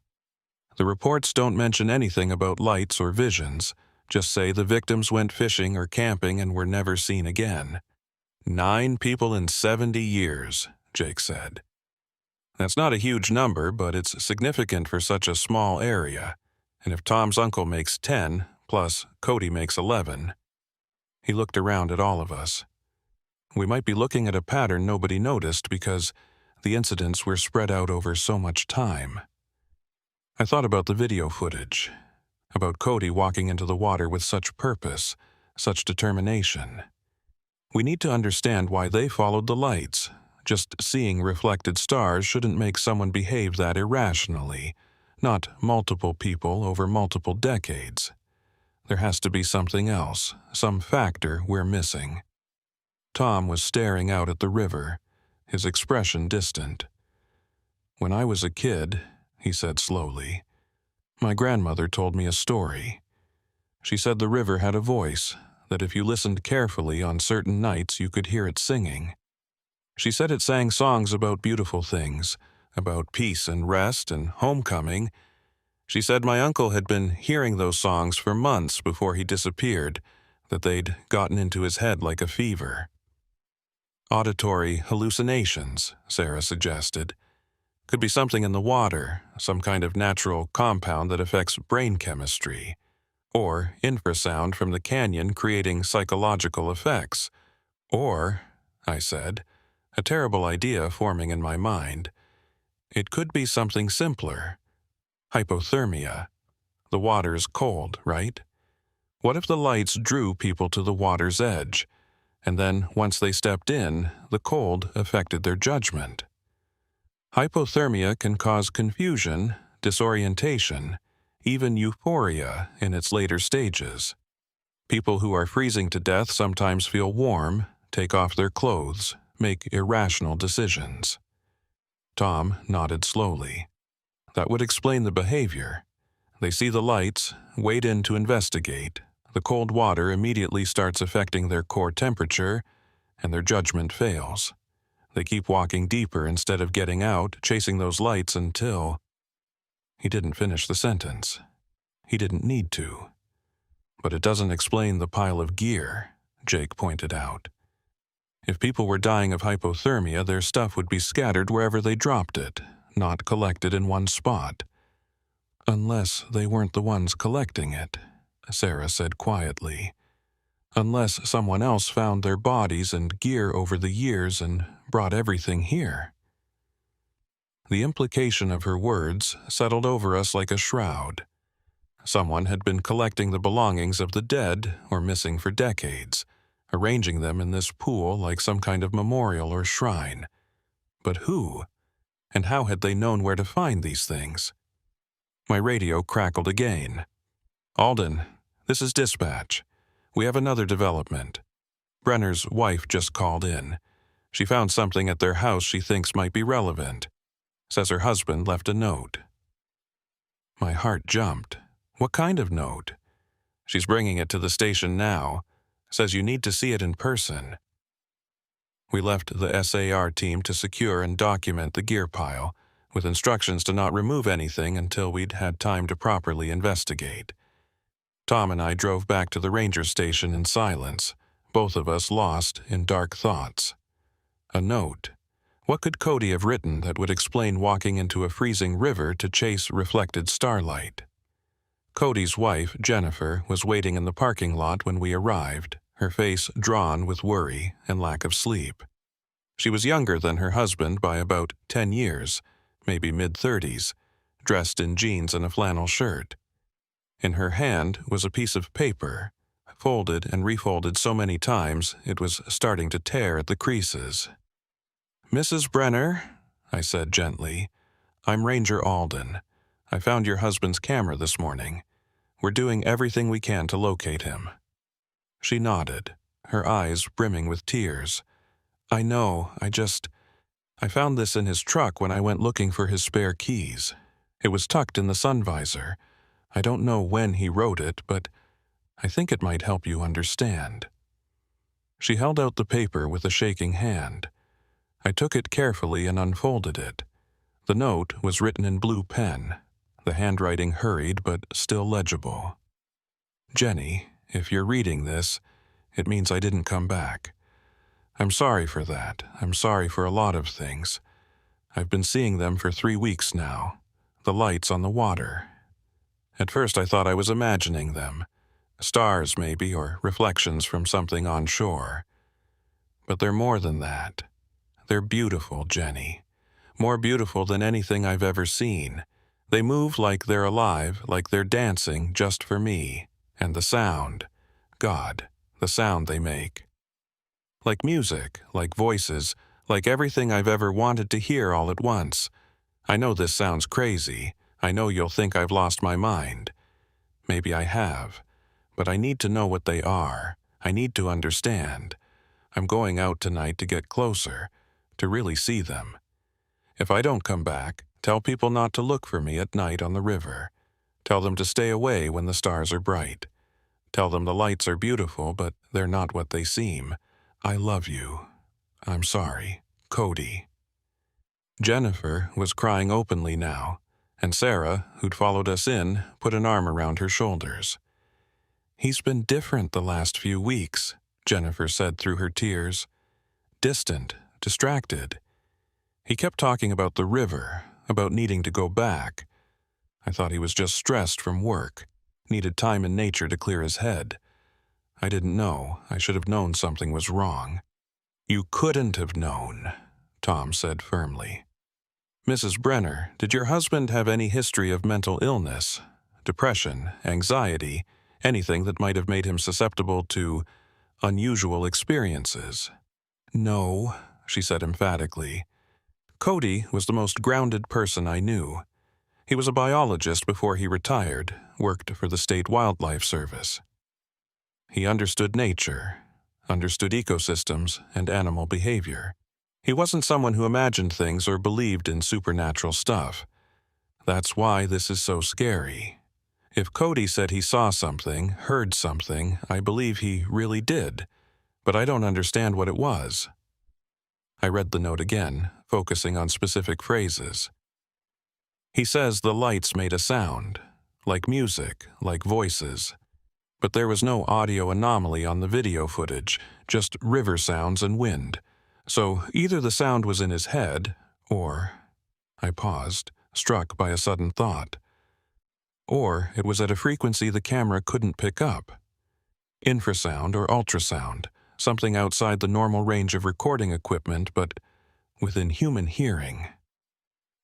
Tom snapped his fingers. The canyon, the shape of it through that section, and the way the walls curve. It could be focusing sound waves, creating acoustic phenomena. There are places in the world where natural formations create musical tones or voices from wind and water. This could be the same thing. But that still doesn't explain why it affected Cody so strongly, I argued. Why he was drawn to it. Why he walked into the river. Sarah was on her phone again, typing rapidly. I'm looking up case studies on acoustic phenomena and psychological effects. There's actually quite a bit of research on this. Certain frequencies can cause feelings of euphoria, religious experiences, even hallucinations. There's a cathedral in England where the organ pipes create infrasound that makes people feel like they've seen ghosts. What if the Fremont is doing something similar? What if the combination of the visual stimulus, the reflected stars, and acoustic phenomena from the canyon creates a powerful psychological effect? It made sense. More sense than anything else we'd theorized so far. But it still felt incomplete, like we were only seeing part of the picture. I need to go back there, I said suddenly. Tonight. I need to experience what Cody experienced under the same conditions. Clear sky, bright stars, still water. Absolutely not, Tom said immediately. We've just established that there's something about that location that causes people to behave irrationally and walk into dangerous water. You're not going out there alone. Then come with me, I said. You and Sarah and whoever else wants to volunteer.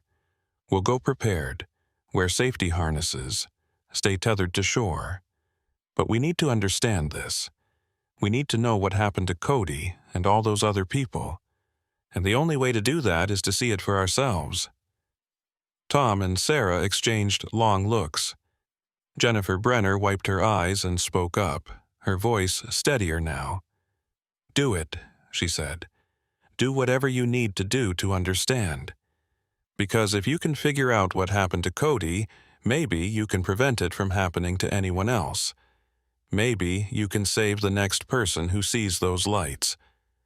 We assembled our team by late afternoon. Besides Tom, Sarah, and myself, we brought Jake Martinez from SAR and Dr. Patricia Voss, a geologist from the University of Utah who'd worked with the Park Service before and happened to be in the area studying rock formations. Patricia brought equipment to measure acoustic frequencies, electromagnetic fields, and air composition. If there was a scientific explanation for what was happening on the river, she'd help us find it. The plan was simple, at least on paper. We'd position ourselves along the riverbank at the same spot where Cody had set up his camera, fully equipped with safety gear, including harnesses tethered to anchor points we'd set up on shore. We'd brought thermal cameras, audio recording equipment, and enough lighting to flood the entire area if needed. We'd wait for the same conditions Cody had experienced. Clear sky, bright stars, still water, and we'd document everything. What we wouldn't do, under any circumstances, was enter the water. That was the one absolute rule. No matter what we saw, heard, or felt, we stayed on shore. Tom made each of us promise it verbally before we even drove out to the site. By the time we reached the riverbank, the sun was setting, painting the red rock cliffs in shades of crimson and gold. We set up our equipment methodically, running safety checks twice, establishing radio protocols and emergency procedures. Patricia positioned her sensors at various points along the shore, creating a grid that would measure any anomalies in the environment. The river's running calmer than normal, she observed, kneeling by the water's edge. Almost unnaturally so. There's usually more turbulence through this section, but look at the surface. Barely a ripple. She dipped a gloved hand in and pulled it out quickly. Temperature is 38 degrees, cold enough to cause hypothermia in minutes. As darkness fell, we turned off our work lights and let our eyes adjust. The stars emerged one by one, and I was struck by how many there were. Without light pollution, the Milky Way sprawled across the sky like a river of diamonds.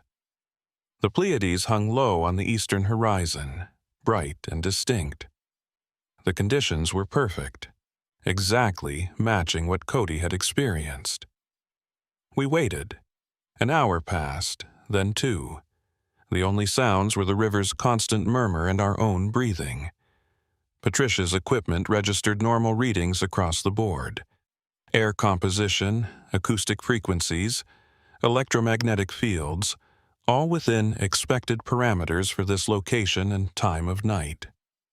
I was beginning to wonder if we'd wasted our time when Sarah whispered, "Look, the water." I followed her pointing finger and felt my breath catch.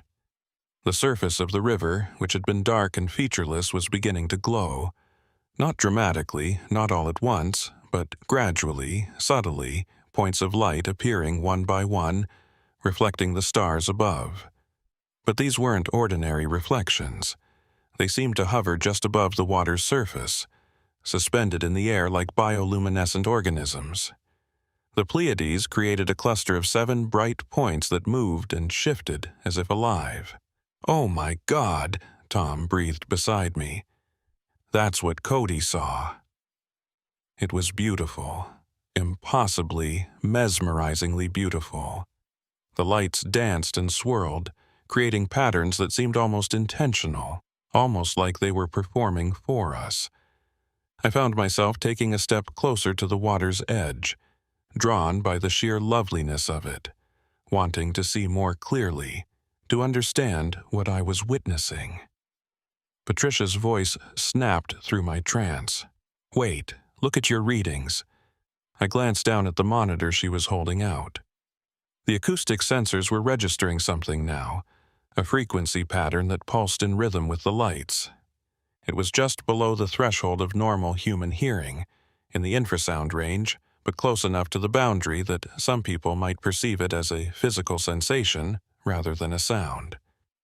17 hertz, Patricia said, her voice tight with excitement and unease. That's right in the range that's been documented to cause feelings of anxiety, unease, and in some cases visual and auditory hallucinations. The canyon walls are acting like a resonance chamber, amplifying naturally occurring infrasound from wind and water flow. "But it doesn't feel anxious," Sarah said, and I realized she was right. The sensation wasn't unpleasant. It was almost comforting, like a lullaby, like being rocked gently to sleep. I wanted to move closer to it, to immerse myself in it. "Brooke, step back." Tom's hand was on my shoulder, pulling me away from the water's edge. I hadn't realized I'd been moving forward, my feet carrying me closer without conscious thought. That's exactly what happened to Cody, the lights and the infrasound working together, creating a compulsion. I shook my head, trying to clear it, and took several deliberate steps backward until I was well away from the water. My heart was pounding and I felt a strange sense of loss, like something beautiful had been taken away from me. "I understand now," I said, my voice shaky. "I understand why he walked in. It's not just visual, not just auditory. It's both together, creating something that bypasses rational thought and goes straight to some deeper part of your brain." Jake was studying the lights through binoculars, his safety harness clearly visible in the starlight. "The mineral content Tom mentioned, the uranium runoff, could that be contributing, making the reflections more intense than they should be?" Patricia nodded slowly. "Possibly. Certain minerals can be phosphorescent or create unusual optical effects. Combined with the still water and bright stars, you'd get exactly this kind of phenomenon. But the infrasound is the real danger. It's affecting all of us, making the lights seem more significant than they are, more compelling." "We need to mark this area," Tom said firmly. "Close it to night access, at least during clear weather when the conditions are right for this to occur. And we need to get the hell out of here before one of us does something stupid." But even as he spoke, I saw Sarah take a step toward the water, her eyes fixed on the lights, her expression dreamy and distant. "Sarah," I called sharply, and she blinked, seeming to come back to herself. "Sorry," she said, her voice confused. "I don't know what. I just wanted to touch them. They look so close. Like I could just reach out and—" She trailed off, shaking her head violently as if trying to clear it. We were all being affected, even with our knowledge of what was happening, even with our precautions and our scientific understanding. The combination of visual beauty and infrasonic manipulation was working on our brains, creating an almost irresistible compulsion to enter the water. "Pack up now," Tom ordered. "Everybody, pack your gear and get back to the vehicles. Move fast, don't look at the water." We scrambled to collect our equipment, working quickly but carefully, trying not to let our eyes wander back to those dancing lights. Patricia's sensors were going wild now, registering spikes in the infrasound that correlated with our increased agitation and the growing brightness of the lights. I was coiling up the safety rope when I heard it, a sound that made my blood run cold and my hands freeze mid-motion. A voice, clear and close, calling my name from the direction of the river. "Brooke, Brooke, come look. It's so beautiful out here." It was Cody's voice. I knew it was impossible, knew it had to be some trick of the infrasound or my own stressed mind creating patterns from random noise. But it sounded so real, so present, that I turned despite myself. Standing in the river, waist deep in the freezing water, was a figure. In the starlight and the glow from those impossible reflections, I could see it was wearing Cody's clothes, his fishing vest, his baseball cap. But as I stared, trying to make sense of what I was seeing, I realized the proportions were wrong. Too tall, too thin, the limbs not quite bending at the right angles. "Don't look at it." Tom's voice was urgent in my ear, but I couldn't tear my eyes away. The figure raised an arm, beckoning, and I saw other shapes in the water now, dozens of them, standing at various depths, all facing toward shore. The collected dead, I thought distantly. Everyone who'd walked into the water over the decades, drawn by lights and sound and their own failing judgment. Except they couldn't be. Bodies don't stand up in freezing water. Bodies don't beckon. Bodies don't speak. "It's not real," Patricia said, her voice shaking. She was looking at her equipment, at the readings that were now completely off the charts. "The infrasound, it's at dangerous levels now. We're all experiencing the same hallucination, a collective auditory and visual phenomenon induced by acoustic manipulation of our sensory processing. We need to leave immediately before it gets worse." But the figure in the water spoke again, and this time it wasn't just Cody's voice, it was all of them. A chorus of voices overlapping, speaking in perfect unison. "Come see. Come understand." The water is warm. The lights are beautiful. We're waiting for you. We've always been waiting." Sarah had dropped her equipment and was walking toward the water, her movements mechanical, like a sleepwalker. Jake lunged forward and grabbed her harness, yanking her backward, but she fought against him, reaching toward the figures in the river. "Help me!" Jake yelled, and Tom and I rushed forward, grabbing Sarah and pulling her away from the water's edge. She was strong in her compulsion, fighting us with surprising force, her eyes locked on those impossible figures. "The van!" Tom shouted. "Get her to the van. Get her away from the acoustic source." We half-carried, half-dragged Sarah up the bank toward where we'd parked, her struggles weakening as we put distance between her and the river. By the time we reached the vehicles, she'd stopped fighting entirely and collapsed against the van, sobbing. "What was that?"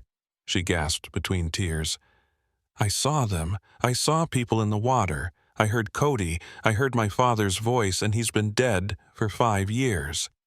"Infrasound-induced hallucination," Patricia said, though her own hands were shaking as she loaded her equipment into the truck.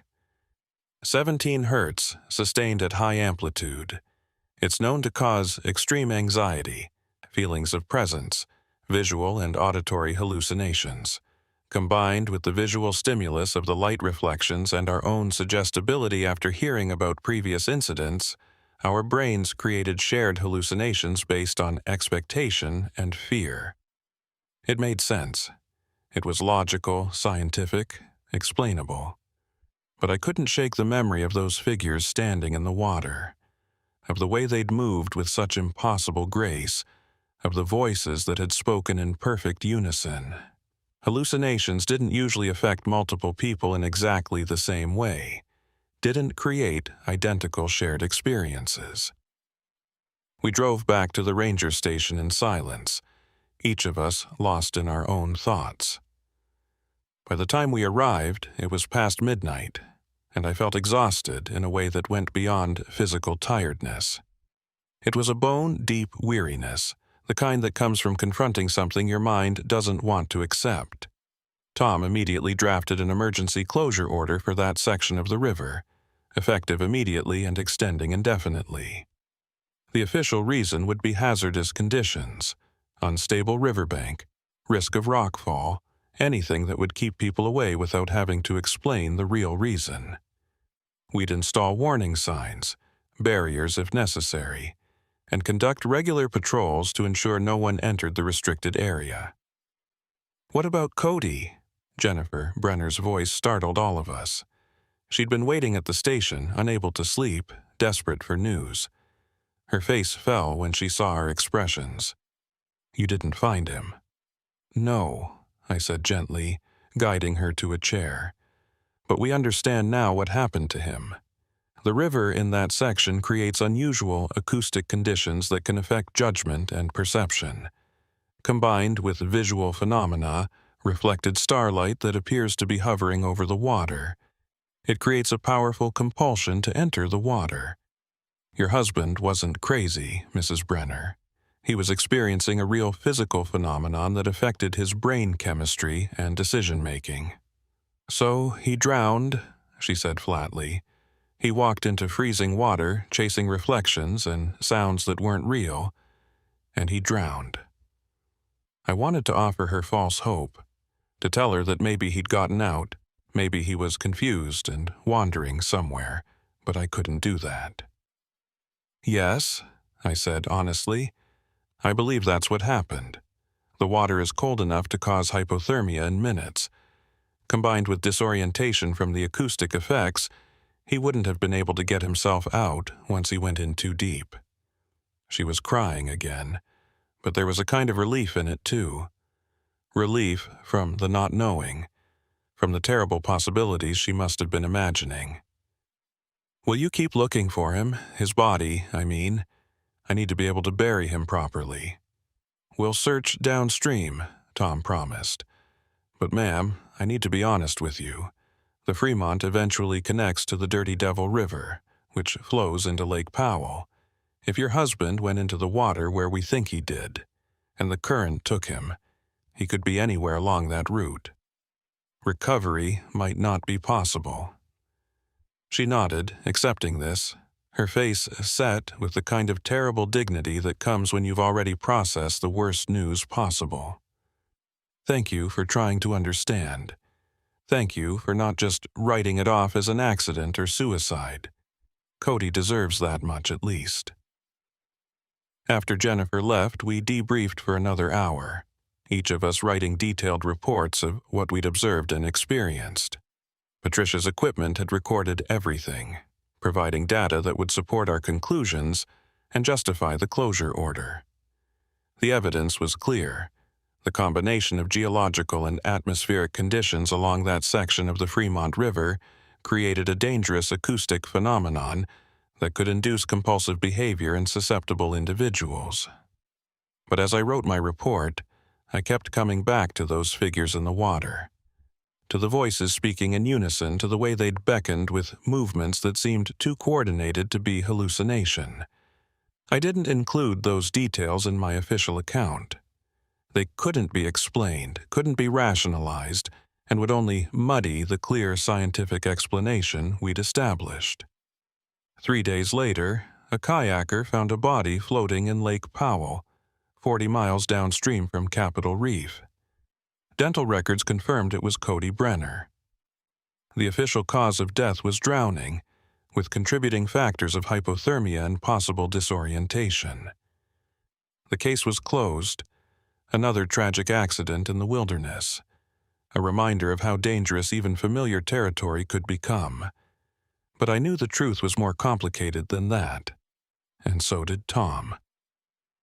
2 weeks after Cody's body was found, Tom called me into his office and closed the door behind us. He looked older than he had before all this started, the lines around his eyes deeper, his movements heavier. "I've been going through the old reports," he said, pulling out a thick folder from his desk drawer. "All the disappearances along that section of the river going back to the 1950s, trying to see if there's a pattern we missed. And they all happened during optimal conditions for the phenomenon we witnessed. Clear nights, bright stars, low wind, and they all happened during the same 2-week period each year." He spread several incident reports across his desk, and I saw what he meant. The dates were clustered, all falling in mid-October. "When the Pleiades are at their brightest and lowest on the horizon," I said, understanding dawning, "when the reflections would be most intense." "Exactly. And here's the thing that bothers me." He pulled out one more document, this one older than the others, a handwritten report from 1912. "This is from the Mormon settlers, from their church records. They documented what they called visitations along the river, times when the faithful reported seeing angels or divine messengers on the water. The descriptions match what we saw, Brooke. The lights, the voices, the overwhelming compulsion to approach, but they interpreted it through their religious framework. And the Paiute called them spirit walkers. Said they appeared when the star people were closest to Earth, when the veil between worlds was thin.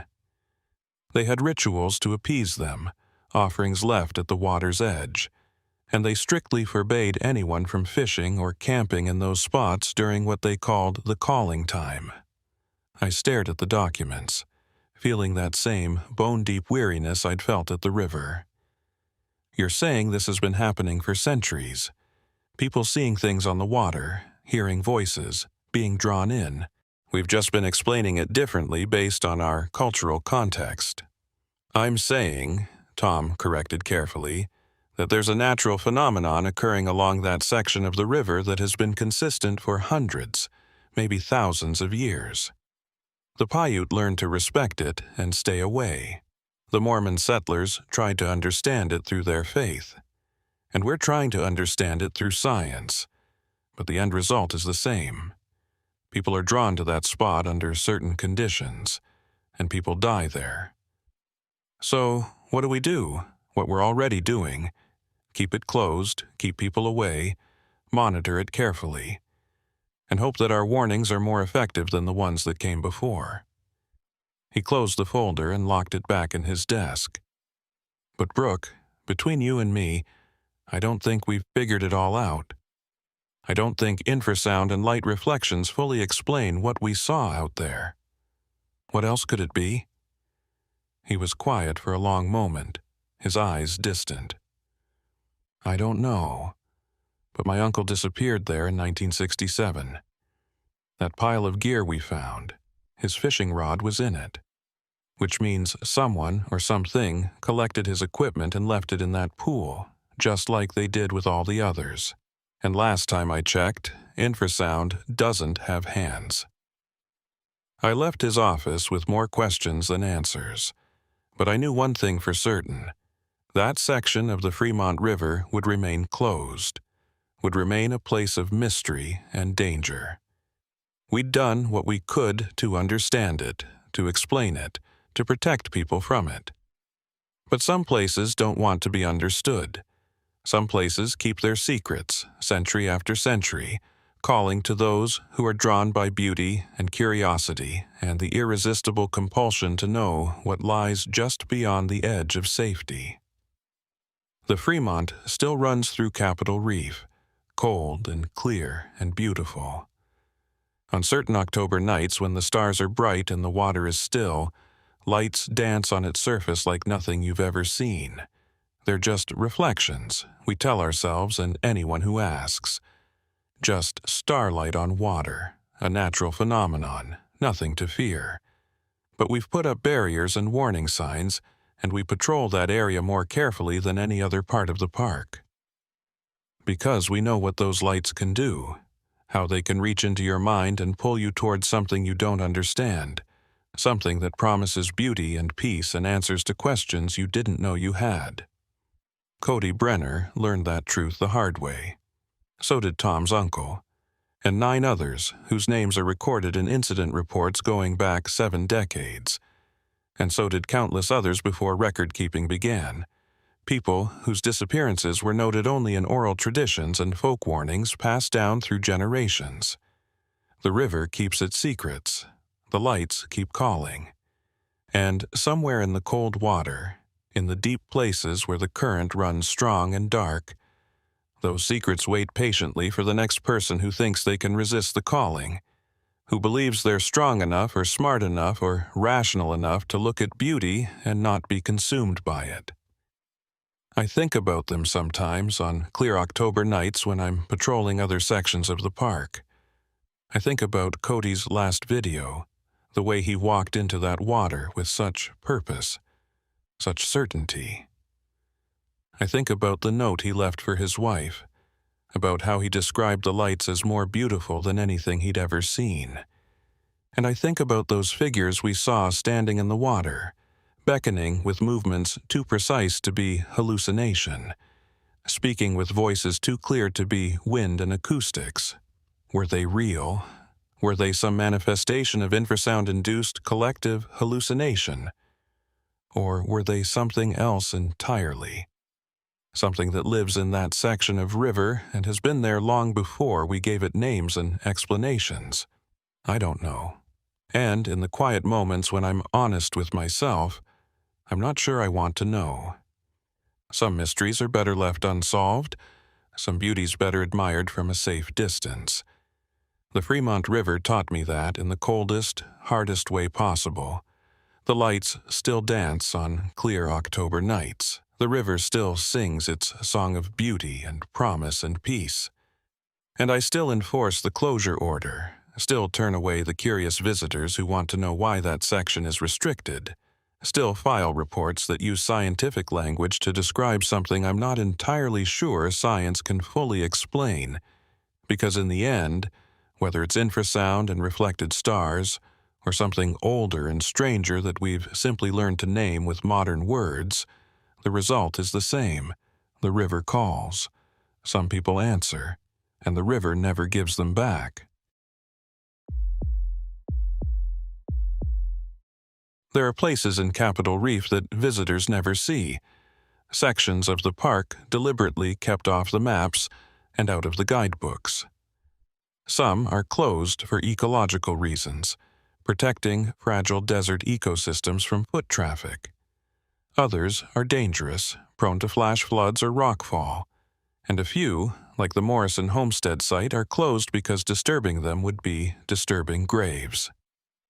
I'm Elijah Ford, and I've been enforcing those closures for 8 years now, long enough to know that when someone ignores a closure, they usually have a good reason, even if that reason is pure stupidity.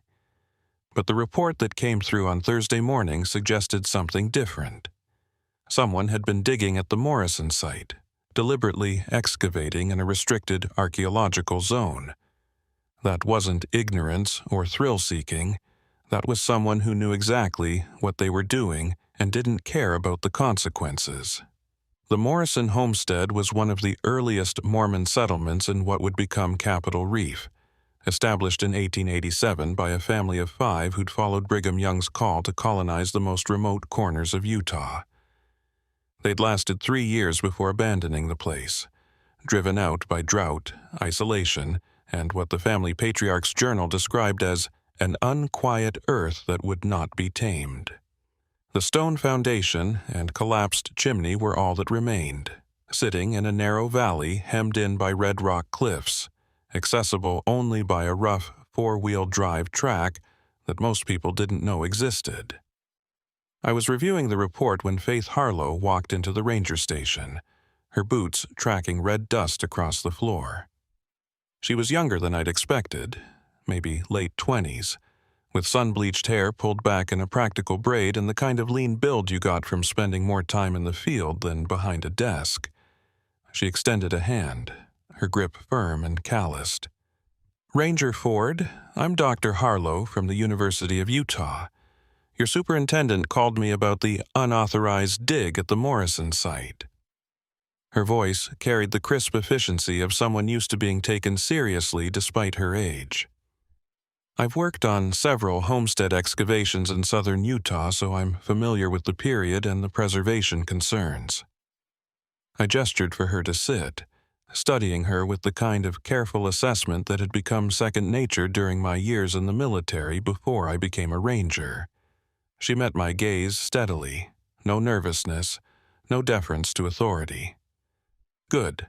I preferred working with people who knew their own worth. "What do you know about the Morrison Homestead?" I asked, testing her knowledge. "Established 1887, abandoned 1890, family of 5, including 3 children under the age of 10. They attempted dry farming and small-scale ranching, failed at both due to inadequate water sources and poor soil.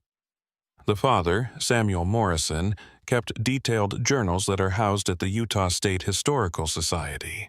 Fascinating reading, actually.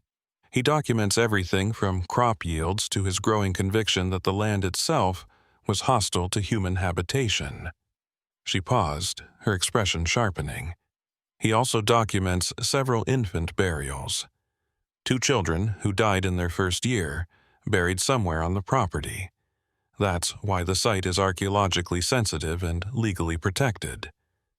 "And why someone digging there is a federal crime," I added. "Unauthorized excavation on federal land, potential disturbance of human remains, theft of historical artifacts. We're looking at serious charges if we catch whoever's doing this." "When do we leave?" She was already standing, reaching for her backpack. No hesitation, no questions about danger or difficulty. I liked her more by the minute. 30 minutes. Bring water in layers. The site is about an hour drive on rough road, and will likely be there into the evening." I stood and grabbed my own pack, checking my radio and GPS unit. "Dr. Harlow, Faith," she interrupted, "if we're going to be hiking around a remote homestead together, you might as well use my first name. Faith, then. Have you ever dealt with trespassers or potentially hostile situations in the field?" She gave me a wry smile. I've excavated pre-Columbian sites in Honduras and conducted surveys in the Navajo Nation during a border dispute. I know how to handle myself, Ranger Ford. Elijah, I said, matching her earlier informality. And good, because whoever's digging out there knew enough to choose that site specifically. That suggests either a treasure hunter who's done research or someone with a personal connection to the Morrison family. Either way, they're not going to be happy to see us. The drive to the Morrison site took us deeper into the backcountry than most tourists ever ventured, following a track that was barely more than 2 parallel ruts worn into the red earth. The landscape shifted from the familiar formations near the scenic drive to older, harder stone, layers of Triassic rock exposed by millions of years of erosion. Faith spent the drive telling me about her work, about the patterns she'd observed in Mormon homesteading efforts, the way families had pushed into increasingly marginal land driven by faith and desperation in equal measure. The Morrison site is particularly interesting because of how quickly they gave up, she said, bracing herself as the truck bounced over a particularly rough section. Most families stuck it out for at least a decade, even in the worst conditions. But Samuel Morrison packed up his family after just 3 years. That's unusual. And his journal entries from the final months are disturbing. Disturbing how? Paranoid. He becomes convinced that the land doesn't want them there, that their crops are failing not because of drought but because of sabotage. He accuses his neighbors, miles away, of poisoning his well. He starts seeing evidence of trespassers, finding tools moved or disturbed earth where he swears no one should have been working. And then there are the entries about sounds at night, digging sounds, like someone excavating near the house. But when he goes out to investigate, there's never anyone there. I glanced at her. You think he was having a psychological breakdown? Isolation and stress can do that. Maybe. Or maybe he was actually hearing something. Desert acoustics can be strange, sounds carrying for miles, echoing off canyon walls. He might have been hearing legitimate activity from far away and mistaking it for something happening right outside his door. She paused, staring out at the landscape. But here's what bothers me. Samuel's last journal entry, dated March 15, 1890, just says, "We are leaving at first light. The earth will not stay buried. God forgive us for what we've done." What they'd done? That's the mystery. No one knows. The family left, settled in Richfield, and Samuel never spoke about their time at the homestead again. His children, when they were interviewed decades later, said their father forbade any mention of the place. Whatever happened there, it was traumatic enough to silence an otherwise meticulous record keeper. We crested a rise, and the homestead site came into view below us, nestled in a narrow valley between towering red cliffs. Even from a distance, I could see the stone foundation, a rectangular outline maybe 30 feet by 20, the chimney stack still standing at one end like a broken finger pointing at the sky. Around it, the desert had reclaimed everything else, sagebrush and juniper growing where cultivated fields had once been attempted. And in the center of what would have been the main room, clearly visible even from half a mile away, was fresh excavation. A pit, maybe 6 feet across, with disturbed earth piled beside it. "There," I said, pointing. Faith leaned forward, her expression shifting from academic interest to professional concern. "That's not careful archaeological excavation," she said flatly. "That's someone digging fast and rough, probably with a shovel. They've destroyed the stratigraphic context, contaminated any artifacts. Damn it."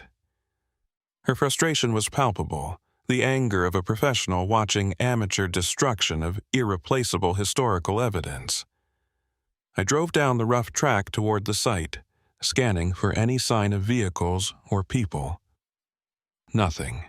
The homestead appeared deserted, the only movement coming from a turkey vulture circling lazily overhead. I parked about 50 yards from the foundation, far enough to avoid disturbing any tracks or evidence, and killed the engine. The silence that followed was absolute. No wind, no birds, just the ticking of the cooling engine and our own breathing. Faith and I sat for a moment, both of us feeling the weight of that silence, the sense of isolation that must have been even more profound for the Morrison family over a century ago. "Let's take a look," I said finally, breaking the spell. "Stay behind me until we're sure no one's here, and don't touch anything until we've documented the scene." We approached the foundation on foot, our boots crunching on the gravelly soil. Up close, the excavation was even more disturbing.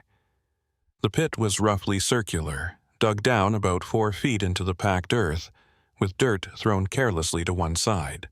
Tools lay scattered around it. A professional-grade archaeological trowel, several brushes, a collapsible measuring stick, and a detailed map of the homestead site with certain areas marked in red pen. Whoever did this knew what they were looking for, Faith said, kneeling carefully at the edge of the pit to examine it without disturbing anything. "These are proper archaeological tools, and that map shows someone did their research, but the excavation technique is all wrong. They've just dug straight down, ignoring the horizontal layers. It's like they were in a hurry." I was scanning the surrounding area, my trained eye picking up details. Footprints, recent ones, leading to and from the pit. A single set made by hiking boots, men's size 10 or 11. Water bottles abandoned near the foundation, still half full. And then I saw what made my stomach tighten. "Faith, look at this." 20 feet from the pit, partially hidden by a clump of sage, was a shovel. But it wasn't lying on the ground. It was standing upright, its blade buried in the earth up to the handle, as if someone had driven it down with tremendous force and then walked away. Next to it was a 5-gallon bucket, and when I looked inside, my unease deepened. The bucket was full of damp earth, so wet it was almost mud, even though the ground all around us was bone dry. Faith joined me, her face puzzled. "Where did that water come from? The nearest source is the Fremont River, 3 miles from here. And why would someone fill a bucket with wet dirt and then just leave it? And why stick a shovel in the ground like that?" I added, moving closer to examine it without touching. "That takes real strength. You don't just press a shovel into desert hardpan. You have to drive it, use your full weight. Someone did that deliberately." I keyed my radio, keeping my voice low despite the emptiness around us. "Dispatch, Ford at the Morrison site. We have evidence of unauthorized excavation and abandoned equipment. No sign of the trespasser. Requesting backup and authorization to expand search." The response came back crackling with static. "Copy that, Ford. Backup will be en route, but ETA is 2 hours. Are you in any immediate danger?" I looked around at the silent homestead, at the pit and the shovel and the bucket of impossible mud. Negative, but something's not right here. Whoever was digging left in a hurry, abandoned expensive equipment, and left evidence that doesn't make sense. "Elaborate?" I hesitated, aware of how it would sound. "Wet earth in a bucket. Dispatch. Saturated, like it came from a riverbank. But we're 3 miles from the nearest water source and the ground here is completely dry." A long pause. "Copy that. Document everything. Team will be there as soon as possible. Dispatch out." Faith was crouching by the bucket now, carefully taking photographs from multiple angles. "Elijah, this soil. Look at the color and texture. This isn't local. Our soil here is red, high iron content. Very fine grain from sandstone weathering. This is darker, coarser. It looks like alluvial soil, the kind you'd find near a permanent water source. Could someone have brought it from the river? Why would they? It makes no sense. You don't bring wet dirt to an excavation site. You work with what's there." She stood, her expression troubled. And there's something else. The smell. Do you notice it? I did, now that she mentioned it. A faint but distinct odor coming from the bucket, organic and vaguely unpleasant. Not rotting exactly, but the smell of soil that had been disturbed, of earth that had been sealed away and then suddenly exposed to air. "We should check the pit," I said, "see what they were actually digging for." We approached the excavation carefully, Faith positioning herself to photograph the interior while I shone my flashlight down into the hole. The pit was deeper than I'd initially thought, closer to 5 feet, and the walls showed the layered history of the site. Red sandstone dust near the surface, then harder packed clay, then a darker layer that looked oddly uniform. "There," Faith said, pointing at the north wall of the pit. "Do you see that?" I adjusted my flashlight following her indication. Partially exposed in the wall, maybe 4 feet down, was something that didn't belong. A curve of gray-white that stood out starkly against the surrounding earth. Faith's breath caught. "Is that bone?" I leaned closer, my mind cycling through possibilities. Animal remains weren't unusual at homestead sites. Livestock died, pets were buried, wildlife wandered in and never left. But something about the size and shape made my training kick in, made me reach for my camera instead of my excavation tools. "I think it might be human," I said quietly. Faith was beside me instantly, her professional demeanor snapping into place as she assessed what we were seeing. She didn't touch anything, didn't climb into the pit, just studied the exposed bone from above with the practiced eye of someone who'd done this many times before.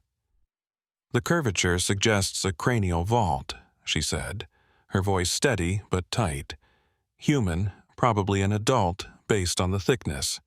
We need to stop. Right now. This is officially a law enforcement matter, not just archaeological." I was already on the radio, calling it in. "Dispatch, Ford. We have possible human remains at the Morrison site. I need county sheriff, medical examiner, and a forensic team. Lock down this area as a potential crime scene." The response was immediate and grave. "Copy that, Ford. All units notified. Sheriff's Department ETA 3 hours. Secure the scene and do not disturb anything. Are you still alone at the site?" "Affirmative. Dr. Harlow from the university is with me. We're securing the perimeter now." I clicked off and looked at Faith. "We need to back away from the pit, establish a clear boundary, and wait. This just became a potential homicide investigation." But Faith was still staring at the exposed bone, her brow furrowed. "Elijah, wait. Before we step back, look at the surrounding matrix, the soil directly around the bone. Do you see how it's different?" I looked where she indicated. The earth encasing the bone was darker than the surrounding layers, almost black, and had that same wet appearance as the soil in the bucket. "It's the same," I said. "The same soil someone put in that bucket." "Exactly, which means whoever was digging here excavated down, found this burial, and then extracted soil from around the remains. But why? Why would you dig up a grave, take samples of the burial soil, and then just leave?" Her voice was rising slightly, frustration mixing with growing unease. "And where did they go? Their equipment is here, their vehicle isn't. How did they leave?" I was scanning the ground more carefully now, following the footprints from the pit outward. They led in a clear line toward the old foundation, then seemed to circle the site repeatedly, as if the person had been pacing, agitated. The prints were deep, showing increasing pressure. Someone walking heavily, perhaps carrying weight or moving in distress. And then they simply stopped, about 30 feet from where the shovel stood embedded in the earth. "The tracks end here," I said, kneeling to examine the last clear print. No sign of vehicle tracks, no indication they walked away. Just footprints that lead to this spot and then nothing. Faith joined me, her camera clicking as she documented what we were seeing. Could they have deliberately obscured their trail, walked backward in their own prints, used branches to sweep the ground? Possible, but unlikely. Look at the pattern. These aren't the careful, measured steps of someone trying to cover their tracks. These are the movements of someone increasingly distressed, pacing, maybe panicking. And then they stop, right here, where the ground is. I paused, touching the earth carefully. Disturbed, recently, like something heavy was pressed into it. The depression in the soil was subtle but unmistakable once you knew to look for it. Roughly circular, about 3 feet across, pressed down maybe 2 inches below the surrounding grade. And at its center, barely visible in the compacted earth, was a handprint. Someone had pressed their palm down hard enough to leave an impression in the desert hardpan. Faith photographed it silently, then looked up at me with an expression I couldn't quite read. Fear? Confusion? Professional fascination at a mystery? Maybe all three. "This is wrong," she said finally. "All of this. The abandoned tools, the wet soil, the tracks that vanish, and now this. There's a rational explanation for all of it, there has to be, but I can't see it yet." I stood, brushing red dust from my hands, and looked around the homestead site with fresh eyes. The foundation, the collapsed outbuildings, the attempted corrals, all of it spoke to a family's desperate attempt to carve out a life in an unforgiving landscape. But there was something else, too. Something in the positioning of the structures, the way they clustered close together as if seeking mutual protection. And the foundation itself had been built with unusual thickness, the stone walls 2 feet wide when 1 foot would have sufficed. "Samuel Morrison was afraid of something," I said, thinking aloud. "You mentioned his journal entries, the paranoia, the sense that the land was hostile. What if he wasn't imagining things? What if there was something legitimate that frightened him? Like what? Wild animals? Native tribes?" Faith shook her head. By 1887, the Paiute had already been forced onto reservations. There were no large predators in this area. What could have scared a grown man badly enough to make him build walls like fortifications? Or bury things carefully and then worry they wouldn't stay buried? I added, thinking of Samuel's final journal entry. "The earth will not stay buried." What if the burial in that pit isn't from the Morrison era? What if it's older, something they found when they were building, and it disturbed them? Faith considered this, her fingers drumming against her camera. Pre-Columbian burial, possibly Fremont culture. They inhabited this area from roughly 700 to 1300 AD. Finding human remains during construction would have been deeply troubling for devout Mormons. They might have reburied them carefully, but been worried about, I don't know, cursing their settlement or disturbing sacred ground. It was a plausible theory, one that fit the historical context, but it didn't explain the modern excavation, the abandoned tools, or the person who'd vanished while digging. I was about to say as much when my radio crackled again. "Ford, this is dispatch. We've got an ID on a possible vehicle associated with your site. A red Jeep Wrangler registered to Dr. Marcus Finch. Reported abandoned at the Hickman Bridge trailhead yesterday afternoon. Does that name mean anything to you?" Faith's head snapped up. "Marcus Finch? He's a historian, specializes in Mormon settlement patterns. I've read his work. He's legitimate, well-respected, not the type to conduct illegal excavations."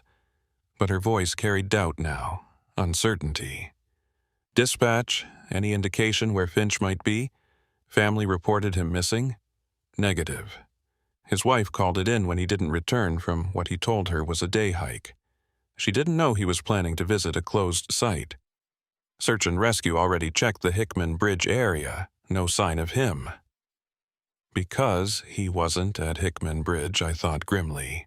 He was here, digging up something he shouldn't have been digging up, and now he was gone. Copy that, dispatch. Dr. Finch's equipment is here at the Morrison site.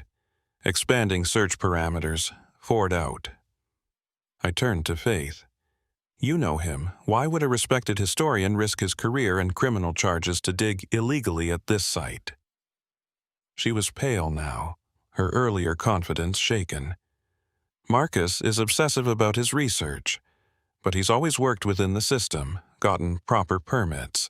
For him to do this, he'd need a compelling reason, something he thought was important enough to justify breaking the law. She paused, thinking. He published a paper 2 years ago about unexplained abandonments in Mormon settlements. He theorized that some were driven not by environmental factors but by something else, something the settlers encountered that they couldn't or wouldn't write about openly.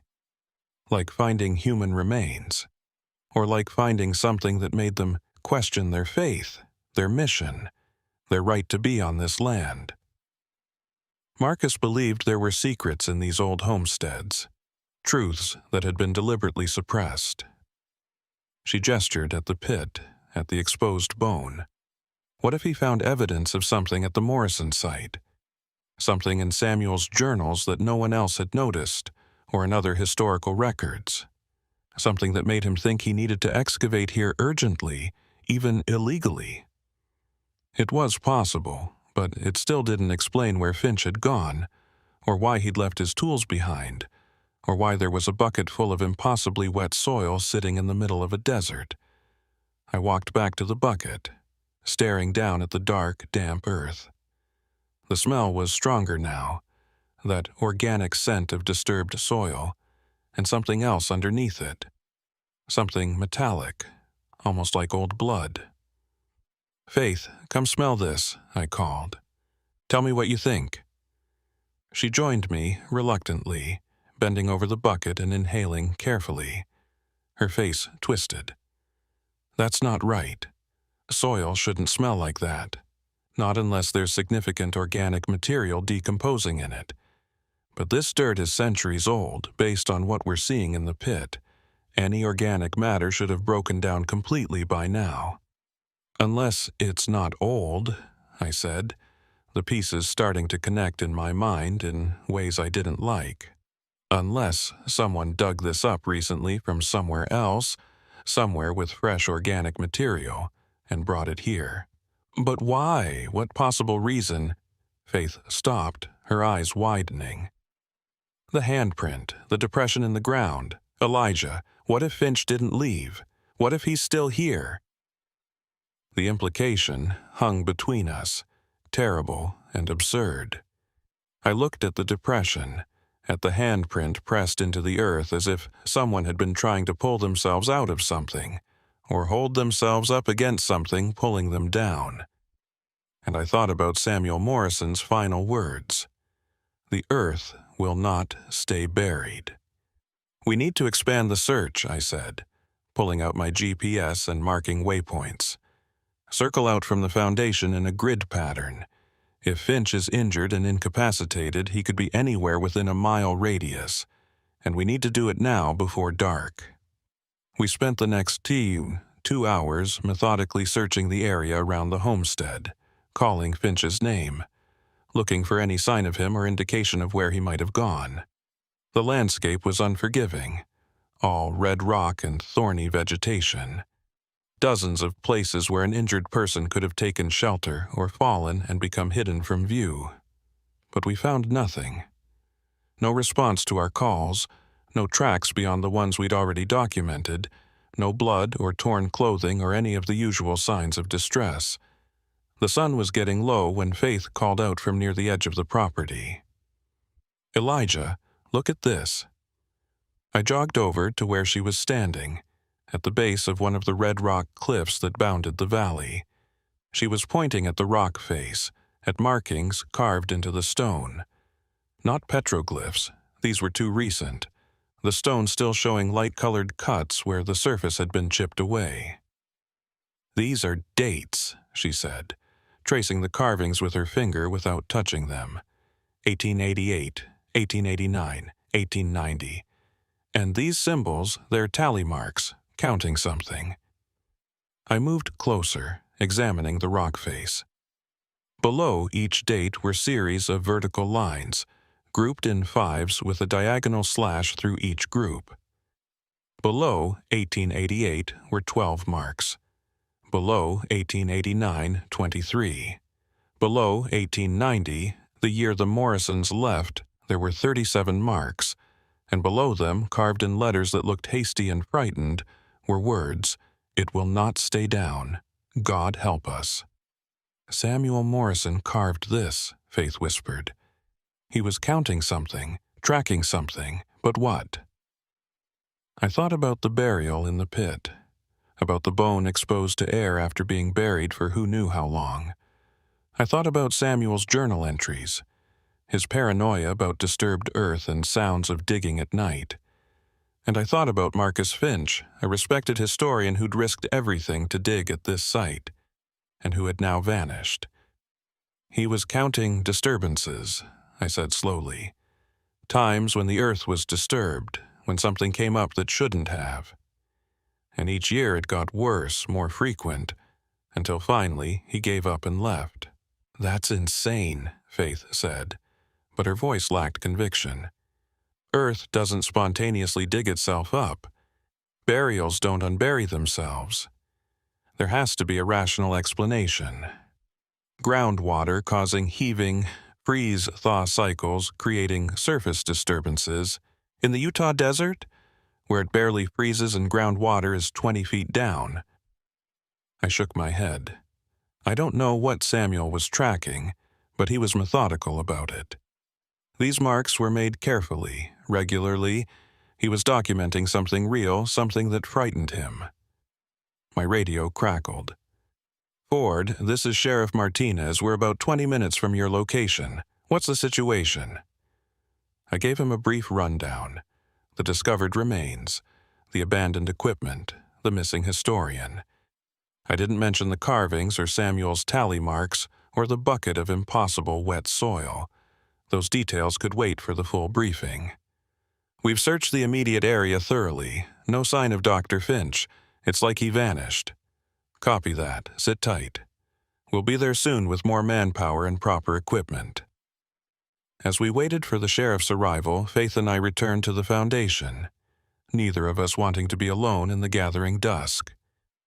The temperature was dropping fast, the way it does in the desert, and long shadows were stretching across the valley. The homestead site, which had seemed merely lonely in daylight, now felt actively oppressive, as if the failing light was revealing something that had been hidden before. "Do you hear that?" Faith asked suddenly, her voice tight. I listened. At first, there was nothing, just the usual evening sounds of the desert, the distant call of a nighthawk, the rustle of wind through sage. But then I caught it too, a sound that didn't belong, that made the hair on the back of my neck stand up.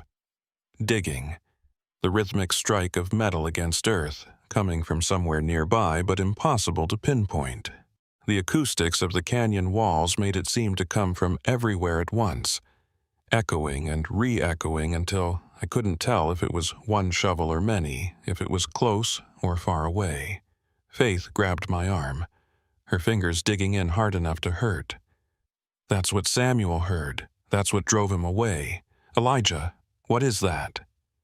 I pulled out my flashlight, sweeping the beam across the homestead, the foundation, the pit where bone lay exposed to the darkening sky. The digging sound continued, steady and methodical, and as I listened more carefully, I realized it wasn't just one rhythm. It was multiple rhythms, overlapping, as if several people were digging in different places all around us. "There," Faith hissed, pointing toward the pit. I swung my flashlight beam toward the excavation and felt my breath catch. The pile of disturbed earth beside the pit, the soil that had been thrown carelessly aside during the excavation, was moving. Not dramatically, not like something was burrowing through it, but settling, shifting, as if being disturbed from below. And in the pit itself, barely visible in the flashlight beam, the exposed bone was no longer alone.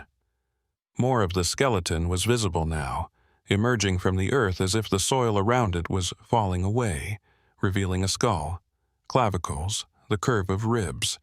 The earth was receding, pulling back, exposing what had been carefully buried. "That's not possible," Faith whispered, but we were both watching it happen, both seeing soil shift and fall away without any visible cause. Ground doesn't do that. Not without water erosion or seismic activity or... The digging sound suddenly stopped. The silence that followed was absolute, oppressive, broken only by our own rapid breathing. And then, clear and distinct in that silence, we heard a voice, distant, distorted, but unmistakably human. "Help me! I'm still here! Help me!" It was coming from the pit. I've been trained to respond to emergencies, to assess threats and act decisively. But nothing in my military background or ranger training had prepared me for a voice calling from a grave. Faith and I stood frozen, our flashlight beams locked on the pit, where soil continued to shift and settle, exposing more of the ancient burial with each passing second. "That's Finch," Faith said, her voice barely above a whisper. "That has to be Finch. He's in there, trapped somehow." But even as she said it, we both knew it didn't make sense. The pit was only 5 feet deep. We could see the bottom clearly. There was nothing there but exposed skeleton and collapsing earth. No room for a living person, no cavity or opening large enough to hide someone.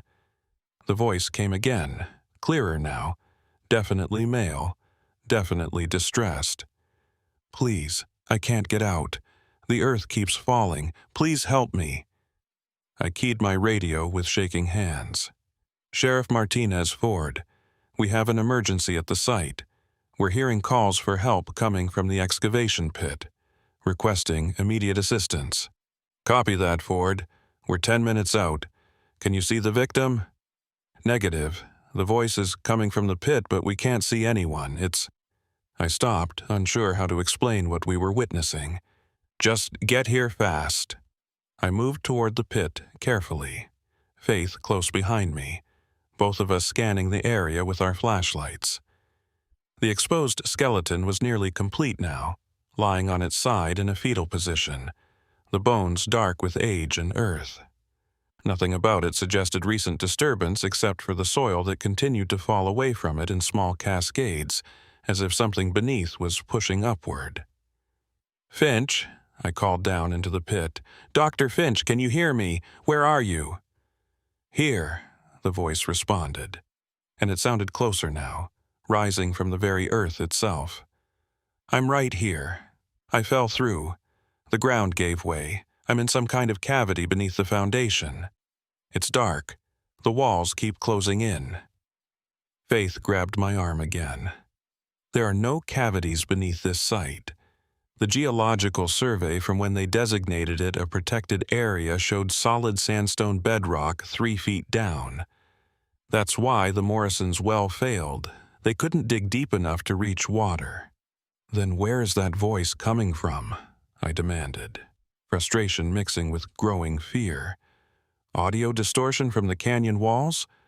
Someone's radio playing a recording? But we both knew those explanations didn't work.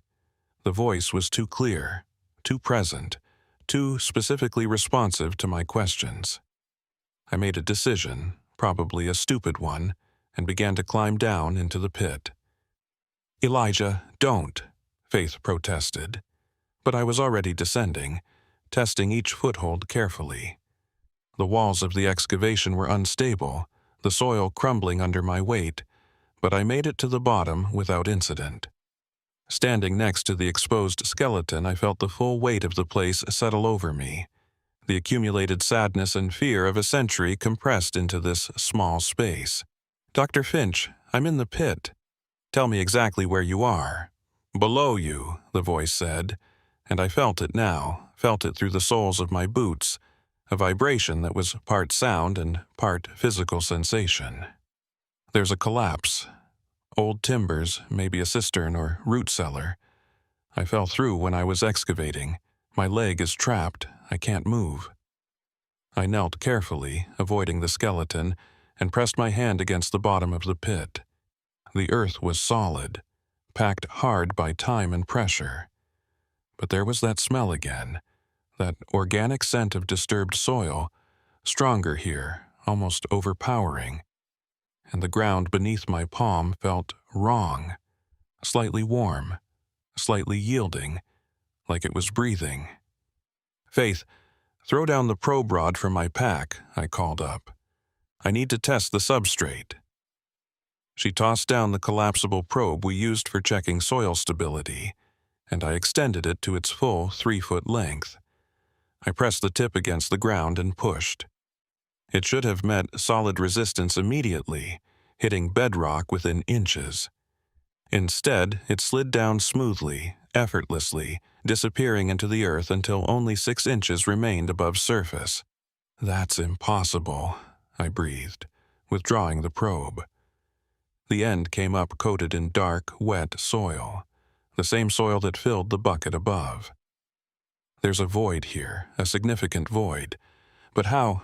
The ground beneath me lurched suddenly, dropping maybe an inch, and I scrambled backward instinctively. The skeleton shifted with the settling earth, bones clicking together in a sound that made my skin crawl. And then, just visible in my flashlight beam, I saw what made my blood run cold. The ground where I'd been kneeling was opening. Not collapsing, not caving in, but opening. Soil pushing aside as if something beneath was forcing its way up. And rising from that opening, coated in dark earth, was a hand. A human hand, fingers spread, palm up, reaching toward the darkening sky. "Elijah, get out of there!" Faith's voice was sharp with panic. "Get out now!" I didn't need to be told twice. I lunged for the wall of the pit, finding handholds and scrambling up with more speed than grace, Faith grabbing my jacket and hauling me the last few feet. We both stumbled backward, our flashlight beams locked on the pit, where that hand continued to emerge, followed by a wrist, a forearm, all of it covered in soil so dark it was almost black. "Help me," the voice called again, and now I could see where it was coming from the hand, from the arm, from whatever was pulling itself out of impossible earth. "Please. I can't breathe. The weight is crushing me." The sheriff's vehicles arrived in a spray of gravel and dust, 3 trucks with light bars flashing, illuminating the homestead site in harsh red and blue. Sheriff Martinez emerged with 4 deputies and a medical team, taking in the scene with practiced calm that evaporated the moment they saw what we were seeing. "What in God's name?" Martinez stopped, his hand moving instinctively to his sidearm, though what good a gun would do against earth and bone, I couldn't say. The hand had been joined by another now, both arms extended upward, as if in supplication or drowning. And the voice had changed, multiplied, become a chorus of overlapping calls for help, some clear, some distant, some speaking words I couldn't quite make out. The ancient skeleton lay undisturbed beside this new horror, a silent witness to something it had perhaps experienced in its own time. "Everybody back," Martinez ordered, his professional training taking over even as his face showed the same shock and confusion we all felt. 20 feet minimum. Nobody approaches that pit until we understand what we're dealing with. "What we're dealing with is impossible," Faith said, but she was photographing everything, her academic training overriding her fear. "Soil doesn't behave this way. There's no mechanism for it. No water table, no seismic activity, no explanation." One of the deputies, younger and less controlled than his sheriff, backed away from the pit until he collided with the shovel that stood embedded in the earth. The impact jarred it, and the shovel tipped forward, falling with its blade still stuck in the ground, the handle now pointing horizontally toward the pit. And in the light from the vehicles we could all see what I'd missed in daylight. The shovel's blade wasn't buried in normal earth. The soil around it was dark and wet. The same impossible soil that filled the bucket. The same soil now coating the emerging arms. And carved into the wooden handle, fresh enough that the wood showed pale, were words. It pulled me down. Don't dig. Don't let it out. Finch wrote that, Faith whispered. That's his handwriting. I've seen it on his research notes. But when? I demanded. When could he have carved that before he fell in, while he was trapped? None of this makes sense. Martinez was on his radio, calling for additional support, though what kind of support could help with this I didn't know. The medical team had their equipment out but were making no move to approach the pit, professional ethics warring with basic survival instinct. And the arms kept emerging, inch by inch, revealing shoulders now, the suggestion of a head, all of it coated in that dark earth that shouldn't exist. The digging sounds had returned, all around us now, no longer echoing from the canyon walls but rising from the ground itself. Multiple sources, multiple locations, as if the entire homestead site was being excavated from below. I thought of Samuel Morrison's tally marks, the increasing frequency of disturbances he'd documented, and understood with terrible clarity what had driven him away. The burial, Faith said suddenly, her voice cutting through the chaos. The original burial, the skeleton, we exposed it, we broke the seal. That's what Finch did, what Samuel Morrison probably did when he was building here. They found burials, they exposed them, and something started trying to unbury itself. Burials don't unbury themselves, Martinez said flatly. But his conviction was wavering as we all watched soil continue to shift and part, revealing more of what lay beneath. These ones do, I said, thinking about Samuel's final words. The earth will not stay buried. I don't know if it's groundwater creating pressure, or some kind of chemical reaction in the soil, or something else entirely. But whatever Samuel Morrison found when he settled here, whatever drove him to leave after 3 years and never speak of it again, we've just triggered it again. The figure in the pit was nearly free now, pulling itself upward with the mechanical determination. And in the harsh light from the vehicles I could finally see it clearly enough to understand why the voice had sounded wrong, why the movements had seemed off. It was human-shaped, roughly, but the proportions were distorted by the thick coating of earth that clung to it, making it impossible to see features or identify who or what it actually was. The soil didn't fall away or crack as the figure moved. It stayed adhered, as if it was part of the thing itself, or the thing was part of it. "Dr. Finch?" Faith called out, her voice shaking. "Marcus, is that you?" The figure paused in its emergence, the earth-coated head turning slowly toward the sound of her voice. And when it spoke, the voice was clearer than before, no longer muffled by earth, but flat and emotionless in a way that made it worse than any scream. "Faith Harlow, you published a critique of my work. You said I was seeing patterns where none existed. You were wrong. The patterns are real. The earth remembers, the earth keeps what it takes, and the earth does not want to stay buried." It wasn't Finch's voice anymore. It was multiple voices speaking in unison, overlapping, some old and some new, some male and some female, all flattened to the same dead monotone. And the figure resumed its climb, pulling itself free of the pit with movements that were wrong, joints bending at angles that human joints shouldn't bend, the earth that coated it cracking and reforming with each motion. "Weapons free," Martinez said quietly, and his deputies drew their sidearms, though I could see in their faces the same thought I was having. What do you shoot when your target is made of earth? What do you kill that might already be dead? The figure stood fully upright now, standing beside the pit next to the ancient skeleton that had been its predecessor. In the vehicle lights, I could see that beneath the coating of earth was clothing, modern clothing, the remnants of hiking pants and a field jacket. Marcus Finch's clothing, the same outfit described in the missing person report. Marcus, Faith tried again, taking a step forward despite Martinez's warning gesture. If you're in there, if you can hear me, fight it. Whatever this is, fight it.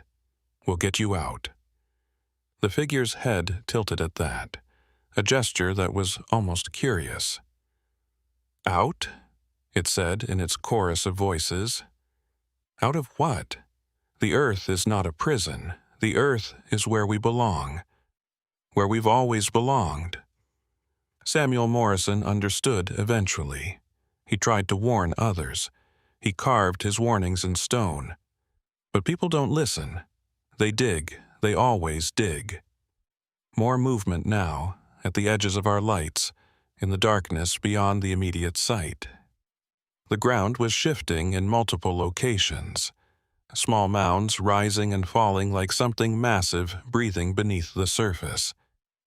And from those disturbances came sounds, scraping and rustling and the whisper of soil flowing like water. Everyone to the vehicles, Martinez commanded, his professional calm finally cracking. Now, we're evacuating the site until we can bring in equipment and support. But even as he spoke, one of the mounds between us and the trucks erupted, soil spraying outward as another figure emerged, this one wearing older clothing, the rotted remnants of 19th century work clothes. Then another and another, figures pulling themselves from impossible earth, all coated in that dark soil, all moving with that same wrong jointedness. We were surrounded. The homestead site had become a graveyard giving up its dead, except these weren't bodies, not exactly. They were something else, something that had been changed by long burial, transformed into something between earth and flesh, matter and memory. The Finch thing was watching us with what might have been curiosity or hunger, or some emotion that had no human equivalent. You asked where Dr. Finch is. It said in its terrible chorus, he is here, he is below. He is part of the pattern now. He dug too deeply, exposed what was buried, and the earth claimed him, as it claims all who disturb it, as it claimed the Morrisons' children, as it claimed every trespasser and settler who thought they could take what the earth had already chosen. One of the deputies, panic overriding training, fired his weapon. The shot was deafening in the small valley, and I saw the impact as the bullet struck the Finch thing's chest, punching through the coating of earth. But there was no blood, no cry of pain. The figure didn't even stagger. Soil flowed like liquid to fill the wound, and within seconds it was whole again, the damage erased. The earth protects its own, the chorus voices said. You cannot harm what is already earth. Run, I said quietly to Faith. When I say go, we run for my truck. Don't look back. Don't stop. Ready? She nodded, her face pale but determined. Around us, Martinez and his team were backing toward the vehicles in a tight group, weapons still drawn but useless. The figures that had emerged from the earth made no move to attack, just stood there, waiting, watching with eyes that might have been human once, but were now filled with dark soil. Go, I said, and we ran. The distance to my truck was less than 50 yards, but it felt like miles. Behind us, I heard no pursuit, no calls or shouts, just that terrible silence broken only by our footsteps and harsh breathing. We reached the vehicle and I fumbled with the keys, my hands shaking so badly I nearly dropped them. The engine turned over and I threw it in reverse, spinning the wheels in the soft earth as we backed away from the homestead site. Martinez and his team were doing the same. All of us fleeing in a chaotic retreat that would have been shameful under any other circumstances. But shame was the least of our concerns as we watched the figures recede in our headlights, standing motionless among the ruins of Samuel Morrison's failed dream. We didn't stop until we reached the main road, miles from the site, where we pulled over and sat in stunned silence. Martinez's voice came over the radio eventually, shaky but controlled. All units, report status. Everyone had made it out. Whatever those things were, they hadn't pursued us beyond the immediate site. It was almost as if they couldn't, as if they were bound to the homestead itself, trapped there by the same earth that had created them. The official report took weeks to compile, and was ultimately classified in a way that made it effectively disappear. The Morrison homestead was closed indefinitely, the entire valley sealed off with actual physical barriers and 24-hour monitoring. The explanation given to the public was unstable ground conditions and significant archaeological sensitivity, which was true enough in its own way. Faith and I were interviewed separately and together, our accounts recorded and then effectively buried as deeply as anything at the homestead.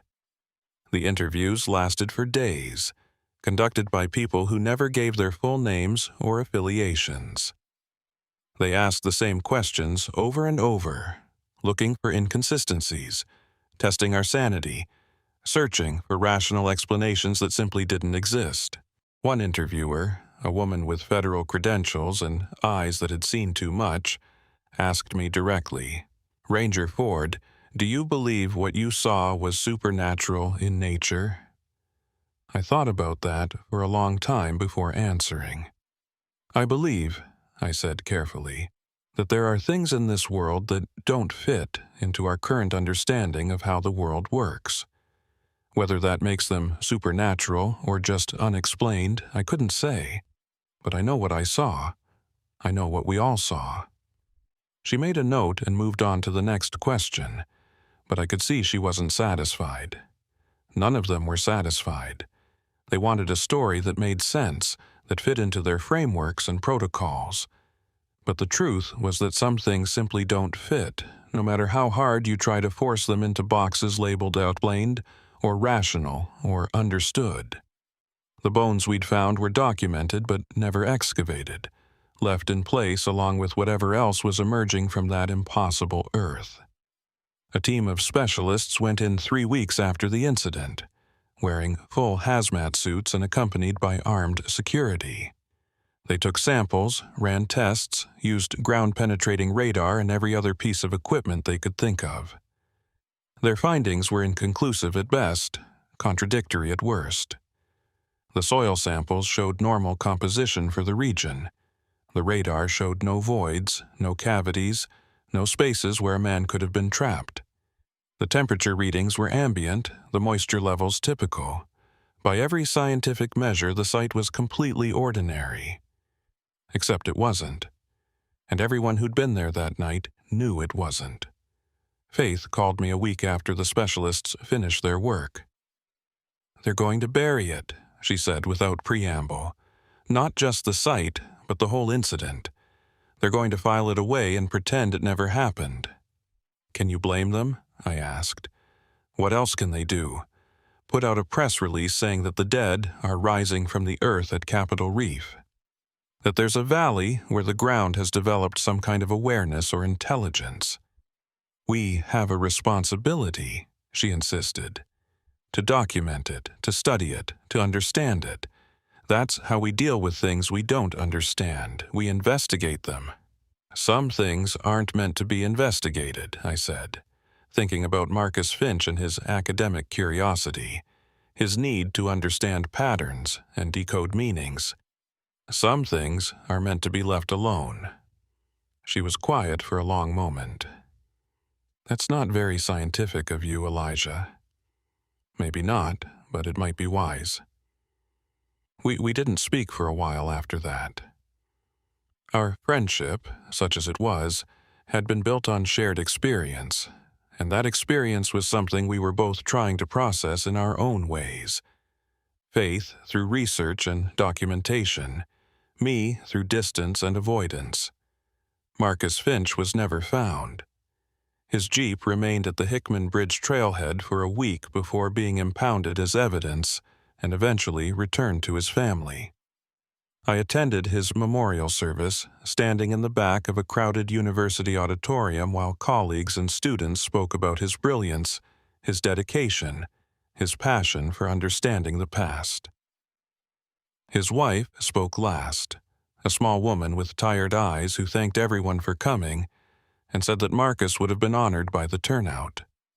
She couldn't know, what had really happened to her husband. The official story was that he'd gotten lost while hiking, fallen into a ravine or crevasse, and died of exposure. His body, they said, might never be recovered given the terrain and conditions. It was a lie, but it was a kind lie.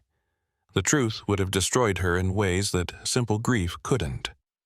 How do you tell someone that their husband had been absorbed into the earth, transformed into something that was neither alive nor dead, merged with soil and stone and the accumulated weight of the buried past?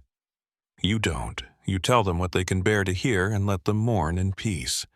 His wife received death benefits based on presumed accidental death, though no body was ever recovered.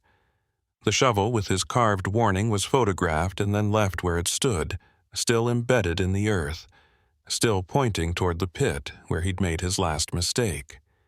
I wonder sometimes if it's still there, or if the earth has finally claimed it too, pulled it down into whatever depths exist beneath that cursed valley. I transferred to a different section of the park 6 months later. Not because I was afraid, exactly, but because I couldn't drive past the closure signs without feeling that pull, that terrible curiosity that had driven Finch to dig where he shouldn't have. The same curiosity that had driven Samuel Morrison to build his homestead in that valley, and to count the disturbances that increased year by year until he finally fled. My new assignment was in the northern section of the park, working visitor services and leading interpretive hikes. It was good work, honest work, helping people appreciate the natural beauty of the place without getting into the darker aspects of its history. Most tourists didn't want to hear about failed homesteads and mysterious disappearances anyway.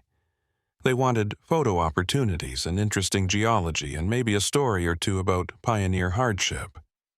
But sometimes, late at night, when I was alone in my ranger cabin, I would pull out the file I'd kept. Copies of documents, photographs I'd taken, notes from my interviews. I knew I should destroy it all, that keeping it was probably against regulations and definitely against the spirit of the classification orders. But I couldn't let it go completely. Some part of me needed to remember, needed to hold on to the evidence that what happened was real.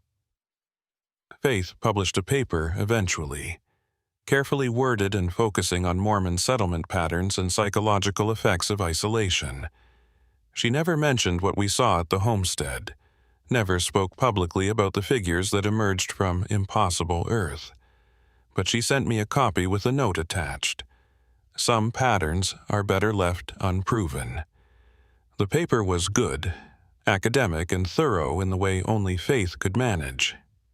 She'd found documentation of other failed homesteads in the region, other settlers who'd left after short periods for unexplained reasons.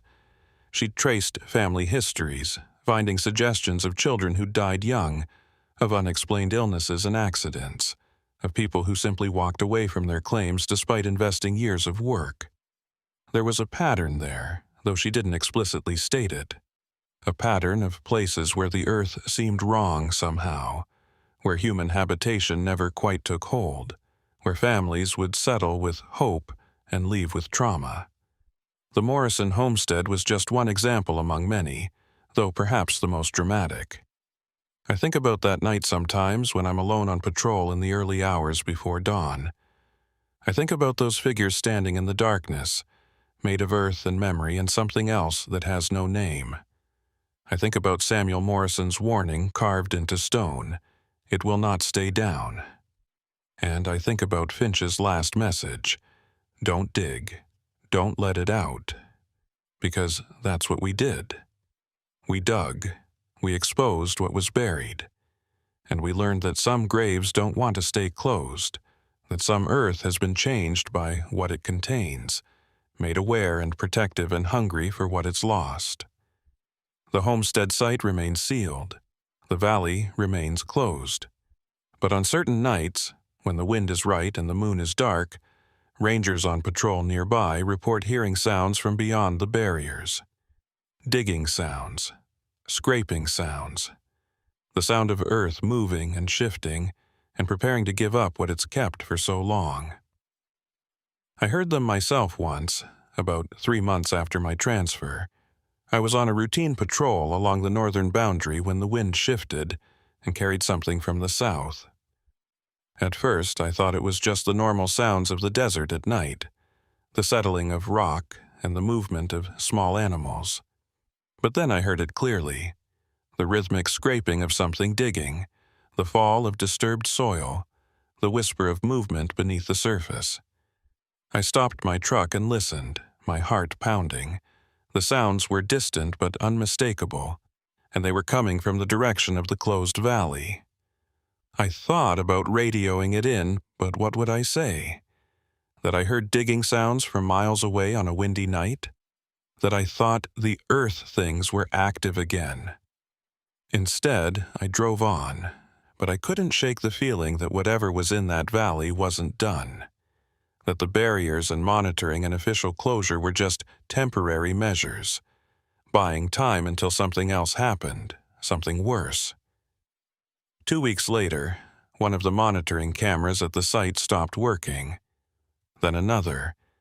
Then 3 more in a single night. The technical team that went in to investigate found all the cameras intact but coated in that same dark, wet soil. No explanation for how it got there.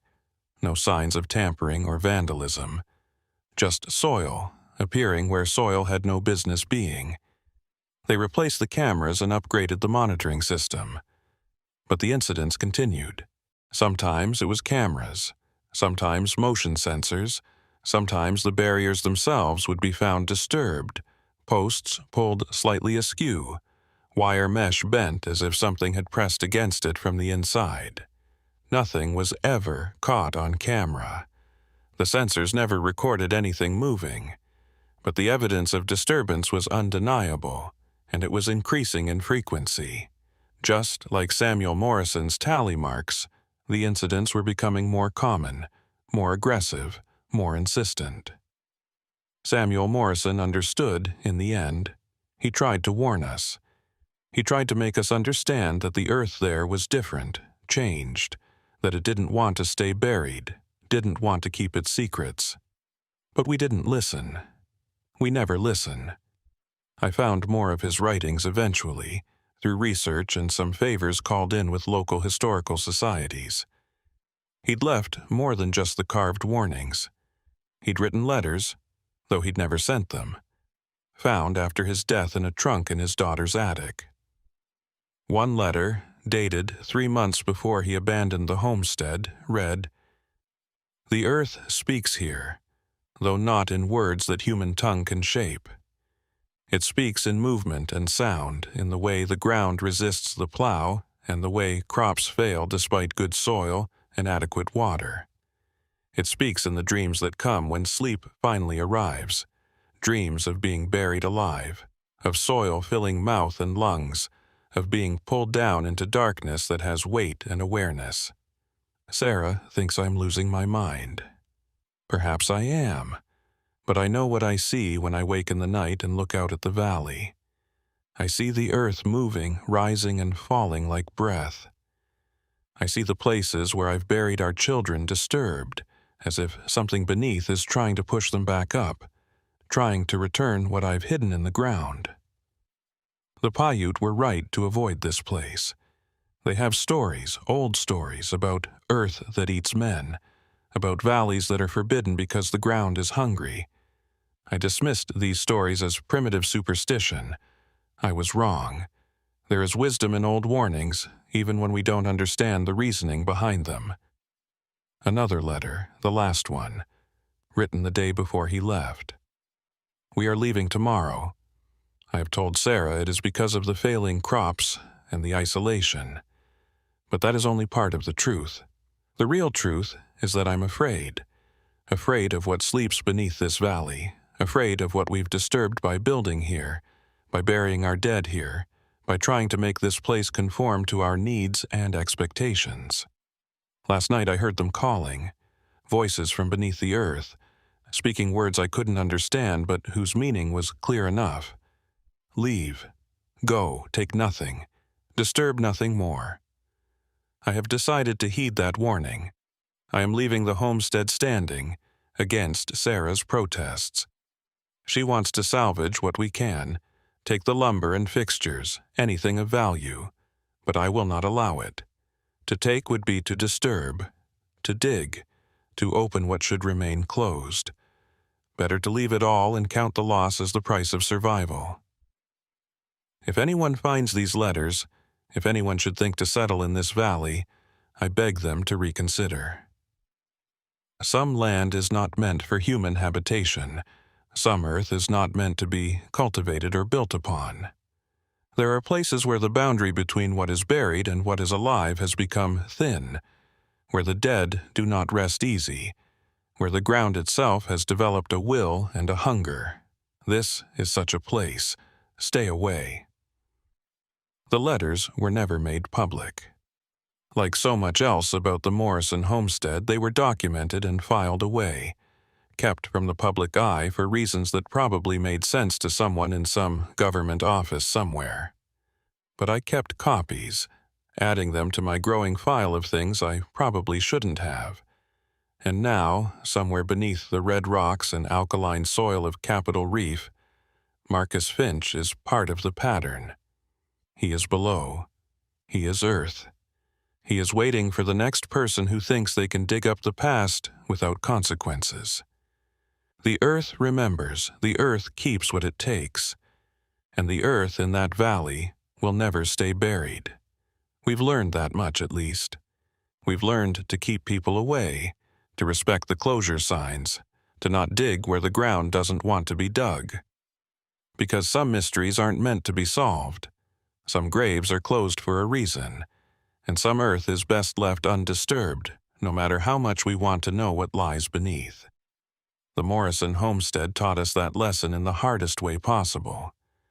I just hope it's a lesson we'll remember before someone else decides that the barriers are just suggestions, that the warnings are just superstition, that understanding is worth any price. Because the price, as Marcus Finch discovered, might be more than you bargained for. It might be everything. I still work for the Park Service, still patrol the Red Rock country, still help visitors appreciate the stark beauty of this landscape. But I carry Samuel Morrison's letters with me, and I remember the night the earth gave up its dead, and I watch the barriers around that cursed valley with a vigilance that has nothing to do with my official duties and everything to do with the certainty that what's buried there isn't finished yet. Sometimes, on quiet nights when the wind is still and the stars are bright, I drive out to the closure point and sit in my truck, watching, waiting, listening for the sounds that might come from beyond the barriers, the scraping and digging and whisper of disturbed earth that signals another attempt to emerge, another effort to break free.